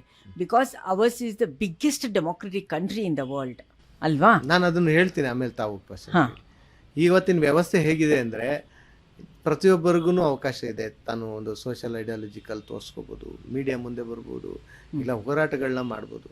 ಆ ಹೋರಾಟ ಯಾರಿಗ ವ್ಯಕ್ತಿಗಾಗಲಿ, ಒಂದು ಸಮಾಜಕ್ಕಾಗಲಿ, ಒಂದು ಸರ್ಕಾರಕ್ಕಾಗಲಿ, ಒಂದು ವ್ಯವಸ್ಥೆಗಾಗಲಿ ಅದು ವಿರುದ್ಧವಾಗಿ ಇರಬಾರ್ದು. ಇಲ್ಲಿ ಮೈಕ್ ಸಿಗುತ್ತೆ, ಕ್ಯಾಮ್ರಾ ಸಿಗುತ್ತೆ ಅನ್ನೋ ವ್ಯಕ್ತಿಗಳು ಏನು ಬೇಕಾದರೂ ಮಾತಾಡ್ಬೋದು. ನನಗೆ freedom of speech constitutional of India constitution ಕೊಟ್ಟಿದೆ ಅಂತ ಹೇಳಿ ಮಾತಾಡೋ ಬರದಲ್ಲಿ ದಾಟಿನೇ ಚೇಂಜ್ ಮಾಡ್ಕೊಂಡು ಮಾತಾಡಿ ಸಮಾಜದಲ್ಲಿ ಶಾಂತಿ ಭಂಗ ಮಾಡುವಂತ ಸಂದರ್ಭಗಳು. ಶಾಂತಿ ಭಂಗ ಹೇಗಾಗುತ್ತೆ? ನಾನು ಹೇಳ್ತೀನಿ, ಆ ತರ ಸಂದರ್ಭಗಳು ಸೃಷ್ಟಿ ಆಗಬಾರದು ಅಂತ ಹೇಳಿ ಅವರ ಮೇಲೆ ಆ ಥರ ಪ್ರಕರಣಗಳು ದಾಖಲಾಗ್ತವೆ ಹೊರತು ಇದರಲ್ಲಿ ಉದ್ದೇಶ ಬೇರೆ ಏನೂ ಇರುವುದಿಲ್ಲ. Okay, fine. ಇವಾಗ ನಿಮ್ದನ್ನ ಆರ್ಗ್ಯುಮೆಂಟನ್ನು agreeingly disagree. Let us take Western Ghats as an example, deforestation as an example. Deforestation ಆಗಬಹುದು, ಲ್ಯಾಂಡ್ ಅಕ್ವಿಸಿಷನ್ ಆಗಬಹುದು ಫ್ರಮ್ ಫಾರ್ಮರ್ಸ್. ಫರ್ಟೈಲ್ ಅಗ್ರಿ ಲ್ಯಾಂಡ್ನ ತೆಗೆದುಕೊಳ್ಳುತ್ತಲ್ಲ, ಇಂಥ ಟೈಮ್ನಲ್ಲಿ ಅವರು ಅದ್ರ ಬಗ್ಗೆ ಒಂದು ಪ್ರೊಟೆಸ್ಟ್ ಮಾಡೋದು, ದನಿ ಎತ್ತೋದು ನಮ್ಮಂತಹ ಡೆಮೋಕ್ರೆಟಿಕ್ ಕಂಟ್ರಿನಲ್ಲಿ ತಪ್ಪ? ಮೇಡಮ್, ನಿಮಗೆ ನಾನು ಹೇಳೋದು, ಒಂದು ಯಾವುದೇ ಸರ್ಕಾರ ಆಗಲಿ, ಒಂದು ಫರ್ಟೈಲ್ ಲ್ಯಾಂಡ್ ಆಗ್ಬೋದು, ಇಲ್ಲ ಕೃಷಿ ಜಮೀನು ಆಗ್ಬೋದು, ಇಲ್ಲ ಅರಣ್ಯ ಪ್ರದೇಶ ಆಗ್ಬೋದು, ಸರ್ಕಾರ ಏಕಾಏಕಿ ತಗೊಳಕ್ಕಾಗಲ್ಲ, ಸ್ವಾಧೀನ ಮಾಡ್ಕೊಳಕ್ಕಾಗಲ್ಲ. ಅದಕ್ಕೆ ಪ್ರೋಸೆಸ್ ಇರುತ್ತೆ. ಲ್ಯಾಂಡ್ ಅಕ್ವಿಸಿಷನ್ ಆ್ಯಕ್ಟ್ ಅಪ್ಲಿಕಬಲ್ ಆಗುತ್ತೆ. ಆ ಲ್ಯಾಂಡ್ ಅಕ್ವಿಸಿಷನ್ ಆ್ಯಕ್ಟಲ್ಲಿ 2 ಥರ ನೋಟಿಫಿಕೇಶನ್ ಇರುತ್ತೆ. ಒಂದು preliminary notification and final notification. Preliminary ನೋಟಿಫಿಕೇಶನಲ್ಲಿ ನೀವು ಅದಕ್ಕೆ ಸರಿ ಸಮಂಜಸವಾದ ಅದನ್ನು ತಾವು ನ್ಯಾಯಾಲಯದಲ್ಲಿ ಪ್ರಶ್ನೆ ಮಾಡ್ಬೋದು. ಆ ಪ್ರಶ್ನೆ ಮಾಡೋ ಅವಕಾಶ ಇದ್ದು ಸಹ ನೀವು ಬೀದಿ ಹೋರಾಟಕ್ಕೆ ಹೋದ್ರೆ ಏನ್ ನ್ಯಾಯ ಸಿಗ್ಬೋದು ನಿಮ್ಗೆ? ಇದು ಪ್ರಜಾಪ್ರಭುತ್ವ. ಹಾಗಾದ್ರೆ ನೀವು ಹೇಳೋ ಪ್ರಕಾರ ನ್ಯಾಯಾಲಯಕ್ಕೆ ಹೋಗ್ಬೇಕು, ನ್ಯಾಯಾಲಯಕ್ಕೆ ಹೋಗಿ ನಿಮ್ಮ ಹಕ್ಕನ್ನ ಕೇಳ್ಬೇಕು. ನಿಮ್ಮ ಹಕ್ಕು ಏನಿದ್ರು ಕೋರ್ಟಲ್ಲಿ ಅಷ್ಟೇ ಸಿಗೋದು. ಅಲ್ಲ, ಅದನ್ನ ಟು ಡ್ರಾ ದ ಅಟೆನ್ಷನ್. ಇದು ನಾವು ಈಗ ಸ್ವಾತಂತ್ರ್ಯ ಸಂಗ್ರಾಮ ಹೋರಾಟದಲ್ಲಿ ಇಲ್ಲ, ನಮ್ಮ ವ್ಯವಸ್ಥೆನೇ ಬೇರೆ. ಬಿಫೋರ್ ಇಂಡಿಪೆಂಡೆನ್ಸ್ ಬೀದಿ ಹೋರಾಟಗಳು ಬೇರೆ, ಇವತ್ತಿನ ಹೋರಾಟ ಬೇರೆ. ಇವತ್ತು ನಿಮ್ದೇನೇ ಹೋರಾಟ ಇದ್ರೆ ನೀವು ಕೋರ್ಟ್ಗೆ ಹೋಗ್ಬೇಕು. ನ್ಯಾಯಯುತ ಓಕೆ, ಇಂಥ ಟೈಮ್ನಲ್ಲಿ ನೀವು ಅರೆಸ್ಟ್ ಆಗ್ತಾರಲ್ಲ ಆಕ್ಟಿವಿಸ್ಟ್ಗಳು, ಆ ಸಂದರ್ಭದಲ್ಲಿ ನೀವು ಅದೇ ನಿಮ್ಮ ಹೋರಾಟ ಕಾನೂನು ಒಳ ಚೌಕಟ್ಟಿನಲ್ಲಿ ಇರಬೇಕು. ಅಂಥ ಟೈಮ್ನಲ್ಲಿ ಅರೆಸ್ಟ್ ಆಗ್ತಾರಲ್ಲ, ಅವ್ರಿಗೆ ಯಾತಕ್ಕೆ ಬೇಲ್ ಸಿಗಲ್ಲ? ಅವರು ಒಂದು ಯಾವ ಕಾಸ್ಗೋಸ್ಕರ, ಜನಕ್ಕೋಸ್ಕರ. ಯಾವ ವಿಚಾರವಾಗಿ ಅರೆಸ್ಟ್ ಆಗ್ತಾರೆ ಅನ್ನೋದು ಇಂಪಾರ್ಟೆಂಟ್ ಮೇಡಮ್. ಇಲ್ಲ, ನಾನು ಇಲ್ಲಿ ನೆಕ್ಸಲಿಸಂ ಬಗ್ಗೆ ಮಾತಾಡ್ತಾ ಇಲ್ಲ, ಎಕ್ಸ್ಟ್ರೀಮ್ ಐಡಿಯಾಲಜಿಕಲ್ ಇದ್ರ ಬಗ್ಗೆ ಹೇಳ್ತಾ ಒಬ್ಬ ಇಲ್ಲ. ಸೋಷಿಯಲಿಸ್ಟ್ ಬಗ್ಗೆ ಹೇಳಿದ್ರಿ, ಆತನ ಸೋಷಿಯಲಿಸ್ಟ್ ಆಕ್ಟಿವಿಟೀಸ್, ಸೋಷಿಯಲ್ ಆಕ್ಟಿವಿಟೀಸ್ ಅದು ಸಮಾಜಕ್ಕೆ ಪೂರಕವಾಗಿದೆಯಾ ಇಲ್ಲ? ಸಮಾಜಕ್ಕೆ ಪೂರಕವಾಗಿರ್ಬೇಕು ಅಂದ್ರೆ ಯಾವ ತರ? ಅಂದ್ರೆ ಯಾವ ತರ ಅಂದ್ರೆ ಅದು ಎಲ್ಲರೂ ಅಕ್ಸೆಪ್ಟ್ ಮಾಡ್ಕೋಬೇಕು. ಈಗ ಫಾರ್ ಎಕ್ಸಾಂಪಲ್, ನಾನು ಹೋರಾಟ ಮಾಡ್ತೀನಿ ಯಾರ್ದೋ ಒಬ್ಬ ವ್ಯಕ್ತಿನ ಟಾರ್ಗೆಟ್ ಮಾಡ್ಕೊಂಡು ಅಂದ್ರೆ ಅದು ಸಾಮಾಜಿಕ ಕಳಕಳಿ ಹೋರಾಟ ಅಲ್ಲ. ಅದರಿಂದ ಸಾರ್ವಜನಿಕರಿಗೆ ನಮ್ಮ ದೇಶಕ್ಕೆ ಒಳತಾಗಂಗಿದ್ರೆ ಮಾಡಿದ್ರೆ ಅದು ಒಳ್ಳೇದು. ಯಾವುದೋ ಒಬ್ಬ ವ್ಯಕ್ತಿಯನ್ನ ಟಾರ್ಗೆಟ್ ಮಾಡ್ಕೊಂಡು ಹೋರಾಟ ಮಾಡಿದ್ರೆ ಅವ್ನು ಅಲ್ಟಿಮೇಟ್ಲಿ ಜೈಲ್ಗೆ ಹೋಗೋ ಪರಿಸ್ಥಿತಿನೇ ಬರೋದು. ಅದಕ್ಕೆಲ್ಲ ಪೂರಕವಾಗಿ ಇರಬೇಕು. ಅದು ಯಾಕೆ ನೀವು ಬೀದಿಗೆ ಹೋಗ್ಬೇಕು? ಸೋಷಿಯಲ್ ಮೀಡಿಯಾ ಇದೆ, ಅವೇರ್ನೆಸ್ ತಗೊಬನ್ನಿ, ಅದಕ್ಕೆ ಹೋರಾಟ ಮಾಡೋದಲ್ಲ, ನನ್ನ ಅಭಿಪ್ರಾಯ ಇದು. ಸೊ ಇವಾಗ ನಾವು ಕನ್ಕ್ಲೂಡ್ ಮಾಡಬೇಕು ಅಂತ ಅನ್ನೋದಾದರೆ, ಬೇಲು ಖಂಡಿತ ಸಿಗುತ್ತೆ if that particular incident is genuine ಪಕ್ಕ. ಇದರಲ್ಲಿ ಪೊಲೀಸ್ ಮ್ಯಾನಿಪ್ಯುಲೇಷನ್ ಇರಲ್ಲ. ಪೊಲೀಸ್ ಮ್ಯಾನಿಪ್ಯುಲೇಷನ್ ಅನ್ನೋದಕ್ಕಿಂತ ಪೊಲೀಸ್ ಮ್ಯಾನಿಪ್ಯುಲೇಷನ್ ಸಮಪ್ರಕರಣಗಳು ಇರ್ತವೆ, ಬಟ್ ಅದನ್ನ ನೀವು ಕೋರ್ಟ್ ಗಮನಕ್ಕೆ ತರಬೇಕು. ನೀವು ನಿಮ್ಮ ಪ್ರಾಕ್ಟೀಸ್ ಅಲ್ಲಿ ತಂದಿದ್ದೀರಾ ಇಂಥದ್ದು ಗಮನ ಏನಾದ್ರು? ನಾನು ತಗೊಂಡಿದ್ದೀನಿ. ಯಾಕಂದ್ರೆ supreme court bale is A rule, jail is exception. ಹೌದು, ಅಂತ ಅದು ಇರೋದೇ ಅದಕ್ಕೋಸ್ಕರ. ಇಂಥ ಪ್ರಕರಣಗಳಲ್ಲಿ ಬೇಲ್ ಇಸ್ ಎ ರೂಲ್ ಅಂತ. ಒಬ್ಬ ಸುಳ್ಳು ಪ್ರಕರಣಗಳು ದಾಖಲಾದಾಗ ಇಲ್ಲ ಆ ಪ್ರಕರಣದಲ್ಲಿ ಪೊಲೀಸರು ಸರಿಯಾಗಿ ತನಿಖೆ ಮಾಡಿಲ್ಲ, ಕಾನೂನನ್ನು ಸರಿಯಾಗಿ ಪಾಲನೆ ಮಾಡಿಲ್ಲ ಅಂಥ ಸಂದರ್ಭದಲ್ಲಿ ಬೇಲು ಸಿಕ್ಕೇ ಸಿಗುತ್ತೆ. ಅಂದರೆ ಅದನ್ನು ನಾವು ನ್ಯಾಯಾಲಯಕ್ಕೆ ತೋರಿಸ್ಬೇಕು, ಗಮನಕ್ಕೆ ತರಬೇಕು. ಸುಮ್ಮನೆ ನಾವು ಹೋಗಿ ಮಾಡಿದರೆ ಅನ್ನಲ್ಲ, ಅದಕ್ಕೆ ಪೂರಕವಾಗಿ ನಾವು ಆರ್ಗ್ಯುಮೆಂಟ್ ವಿಚಾರಣೆ ಇರುತ್ತೆ. ಕೋರ್ಟ್ಗೆ ಅದನ್ನು ನಾವು ಮನವರಿಕೆ ಮಾಡಬೇಕು. ಅಂಥ ಸಂದರ್ಭದಲ್ಲಿ ನೀವು ಬೇಲ್ನ ಪಡಿಬೋದು. ಬೇಲ್ ಅದು ಹಕ್ಕು, ಅದು ಯಾರೂ ಸಹ ಬೇಲ್ ಹಕ್ಕನ್ನು ಯಾರೂ ಸಹ ಕಿತ್ಕೊಳ್ಳೋಕೆ ಅಧಿಕಾರ ಇಲ್ಲ. ಅದು ನೀವು ಒಂದು ಸಲ ಬೇಲ್ ಕೊಟ್ಟ ಮೇಲೆ ಅದನ್ನು ಪಾಲನೆ ಮಾಡಬೇಕು. ಅದರಲ್ಲಿ ಕಂಡೀಷನ್ಸ್ ಇರ್ತವೆ. 1977 ಗುರ್ಬತ್ ಸಿಂಗ್ ಪ್ರಕರಣ ಅದೇ ಇವತ್ತವರೆಗೂ ಲ್ಯಾಂಡ್ಮಾರ್ಕ್ ಜಡ್ಮೆಂಟ್. ಸುಪ್ರೀಂ ಕೋರ್ಟಲ್ಲಿ 5 ಜನ ಜಡ್ಜಸ್ ಮಾಡಿದಂಥ ಜಡ್ಮೆಂಟ್ ಅದು. ಇವತ್ತು ಸಹ ಅದನ್ನ ಪಾಲನೆ ಮಾಡ್ತಾ ಇದ್ದಾರೆ. ಅಂದ್ರೆ ಆ ಜಡ್ಮೆಂಟ್ ಸ್ವಲ್ಪ ವಿವರವಾಗಿ ಹೇಳಿ. ಗುರ್ಬತ್ ಸಿಂಗ್ ಕೇಸ್ ಆಕ್ಚುಲಿ CRPC ಜಾರಿಗೆ ಬಂದಿದೆ 1973. ಆಗ ಈ 438 ಬೇಲ್ ಬಗ್ಗೆ ಅಷ್ಟಾಗಿ ಯಾರಿಗೂ ಐಡಿಯಾ ಇರಲ್ಲ. ಈ ಪ್ರಕರಣ ಪಂಜಾಬ್ ಅಲ್ಲಿ ಆತನ ಮೇಲೆ ರಿಜಿಸ್ಟರ್ ಆಗ್ತದೆ. ಗುರ್ಬತ್ ಸಿಂಗ್ ಅವನು ಈ ವಾಸ್ ಎ ಮಿನಿಸ್ಟರ್. ಆ ಸಂದರ್ಭದಲ್ಲಿ ಏನಾಗ್ತದೆ, ಆತನ ಮೇಲೆ ಆರೋಪ ಬರ್ತವೆ. ಅವರು 438 ಅಲ್ಲಿ ಬೇಲ್ ಆಗ್ತಾರೆ. ಹೈಕೋರ್ಟಲ್ಲಿ ಸಿಂಗಲ್ ಜಡ್ಜ್ ಮುಂದೆ ಹೋಗುತ್ತೆ, ಪಂಜಾಬ್ ಹರಿಯಾಣ ಹೈಕೋರ್ಟ್. ಅವ್ರೇನು ಮಾಡ್ತಾರೆ, ಫುಲ್ ಬೆಂಚಿಗೆ ರೆಫರ್ ಮಾಡ್ತಾರೆ, 3 ಬೆಂಚಸ್ಗೆ, ಎಲ್ಲಿ ಪಂಜಾಬಲ್ಲಿ. ಆ ನಂತರ ಅದನ್ನ ಸುಪ್ರೀಂ ಕೋರ್ಟ್, ನಂತರ ಆದೇಶ ಆದಮೇಲೆ ಸುಪ್ರೀಂ ಕೋರ್ಟ್ ಹೋಗ್ತಾರೆ. ಸುಪ್ರೀಂ ಕೋರ್ಟಲ್ಲಿ 5 ಜನ ಜಡ್ಜಸ್ಸು ಅದನ್ನು ತೀರ್ಮಾನ ಮಾಡ್ತಾರೆ. ಆ ಪ್ರಕರಣದಲ್ಲಿ ಬೇಲ್ ಅಂದರೆ ಹೇಗೆ ಇರುತ್ತೆ, ಯಾವ್ಯಾವ ಸಂದರ್ಭದಲ್ಲಿ ಬೇಲ್ ಕೊಡಬೇಕು, ಬೇಲ್ ಕಂಡೀಷನ್ಸ್ ಏನಿದೆ ಎಲ್ಲ ಆ ಪ್ರಕರಣದಲ್ಲಿ ನಮೂದು ಮಾಡಿದ್ದಾರೆ. 1980 ಜಡ್ಮೆಂಟ್ ಆಗ್ತದೆ ಅದು ಸುಪ್ರೀಂ ಕೋರ್ಟಲ್ಲಿ. ಆ ಜಡ್ಮೆಂಟ್ ಇವತ್ತು ಸಹ ಅದನ್ನೇ ಎಲ್ಲರೂ ಅನುಸರಿಸ್ತಾರೆ. ಆ ಜಡ್ಮೆಂಟ್ ಪ್ರಕಾರನೇ ಕೆಲವು ಆದೇಶಗಳು ಆಗ್ತವೆ. ಇವತ್ತವರೆಗೂ ಅದೊಂಥರ ಭಗವದ್ಗೀತಾ ಇದ್ದಂಗೆ ಬೇಲ್ಗೆಲ್ಲ ಆ ಥರ ಇದೆ. ಬೇಲ್ ಬಗ್ಗೆ ತುಂಬ ಥಿಯರಿಟಿಕಲ್ ಆಗಿ ರಘು ಅವರು ನಮಗೆ ತಿಳಿಸ್ಕೊಟ್ಟಿದ್ದಾರೆ. ಆ್ಯಂಡ್ ಇದರಲ್ಲಿ ಎಷ್ಟೋ ವಿಷಯಗಳು ನಮಗೆ ಪಾಪ್ಯುಲರ್ ಲೆವೆಲ್ನಲ್ಲಿ ಸೋಷಿಯೋ ಲೀಗಲ್ ಆಗಿ ನಮ್ಗೆ ಗೊತ್ತಿತ್ತು ಇಲ್ಲ ಅಂತಲ್ಲ. ಥಿಯರಿಟಿಕಲ್ ಆಗಿ ಹೇಗೆ ಯಾವ ಥರ ಆ್ಯಕ್ಟ್ ಹೇಳುತ್ತೆ ಮತ್ತು ಪೊಲೀಸ್ ರೆಸ್ಪಾನ್ಸಿಬಿಲಿಟೀಸ್ ಏನು, ಅಷ್ಟು ಸುಲಭವಾಗಿ ಎಲ್ರಿಗೂ ಬೇಲ್ ಸಿಗಲ್ಲ ಅಂತ ರಘು ಅವರು ಹೇಳ್ತಾ ಇದ್ದಾರೆ. ರಿಯಾಲಿಟಿ ಈಸ್ ಸಮಥಿಂಗ್ ಅಂತ ನಾವು ಹೇಳ್ತಾ ಇದ್ದೀವಿ. ಇಲ್ಲಿ 2 different parallel opinions crop up ಆಗಿದೆ. ಏನೇ ಆದರೂ ಕೂಡ ಬೇಲ್ ಅನ್ನೋದನ್ನು ನಾವು ಬಹುಶಃ ಅರ್ಥ ಮಾಡ್ಕೊಳ್ತು ಅಂತ ಹೇಳಿದ್ರೆ ಇಂಥ ಕನ್ಫ್ಯೂಷನ್ಸು ತಡ್ಕೊಳ್ಳೋದಕ್ಕೆ ಸಾಧ್ಯ ಆಗುತ್ತೆ. ಆ್ಯಂಡ್ ನಾವು ಸ್ಪಾಟಿಫೈನಲ್ಲೂ ಇದ್ದೀವಿ ಮತ್ತು ಬೇರೆ ಸೋಷಿಯಲ್ ಮೀಡಿಯಾದಲ್ಲೂ ಇದ್ದೀವಿ. ಹಾಗಾಗಿ ಇಷ್ಟೊತ್ತು ನೀವು ನೋಡಿದ್ದೀರಾ, ಕೇಳಿದ್ದೀರಾ, ಲೈಕ್ ಮಾಡಿ, ಸಬ್ಸ್ಕ್ರೈಬ್ ಮಾಡಿ. Thank you so much. Thanks Raghu. Okay.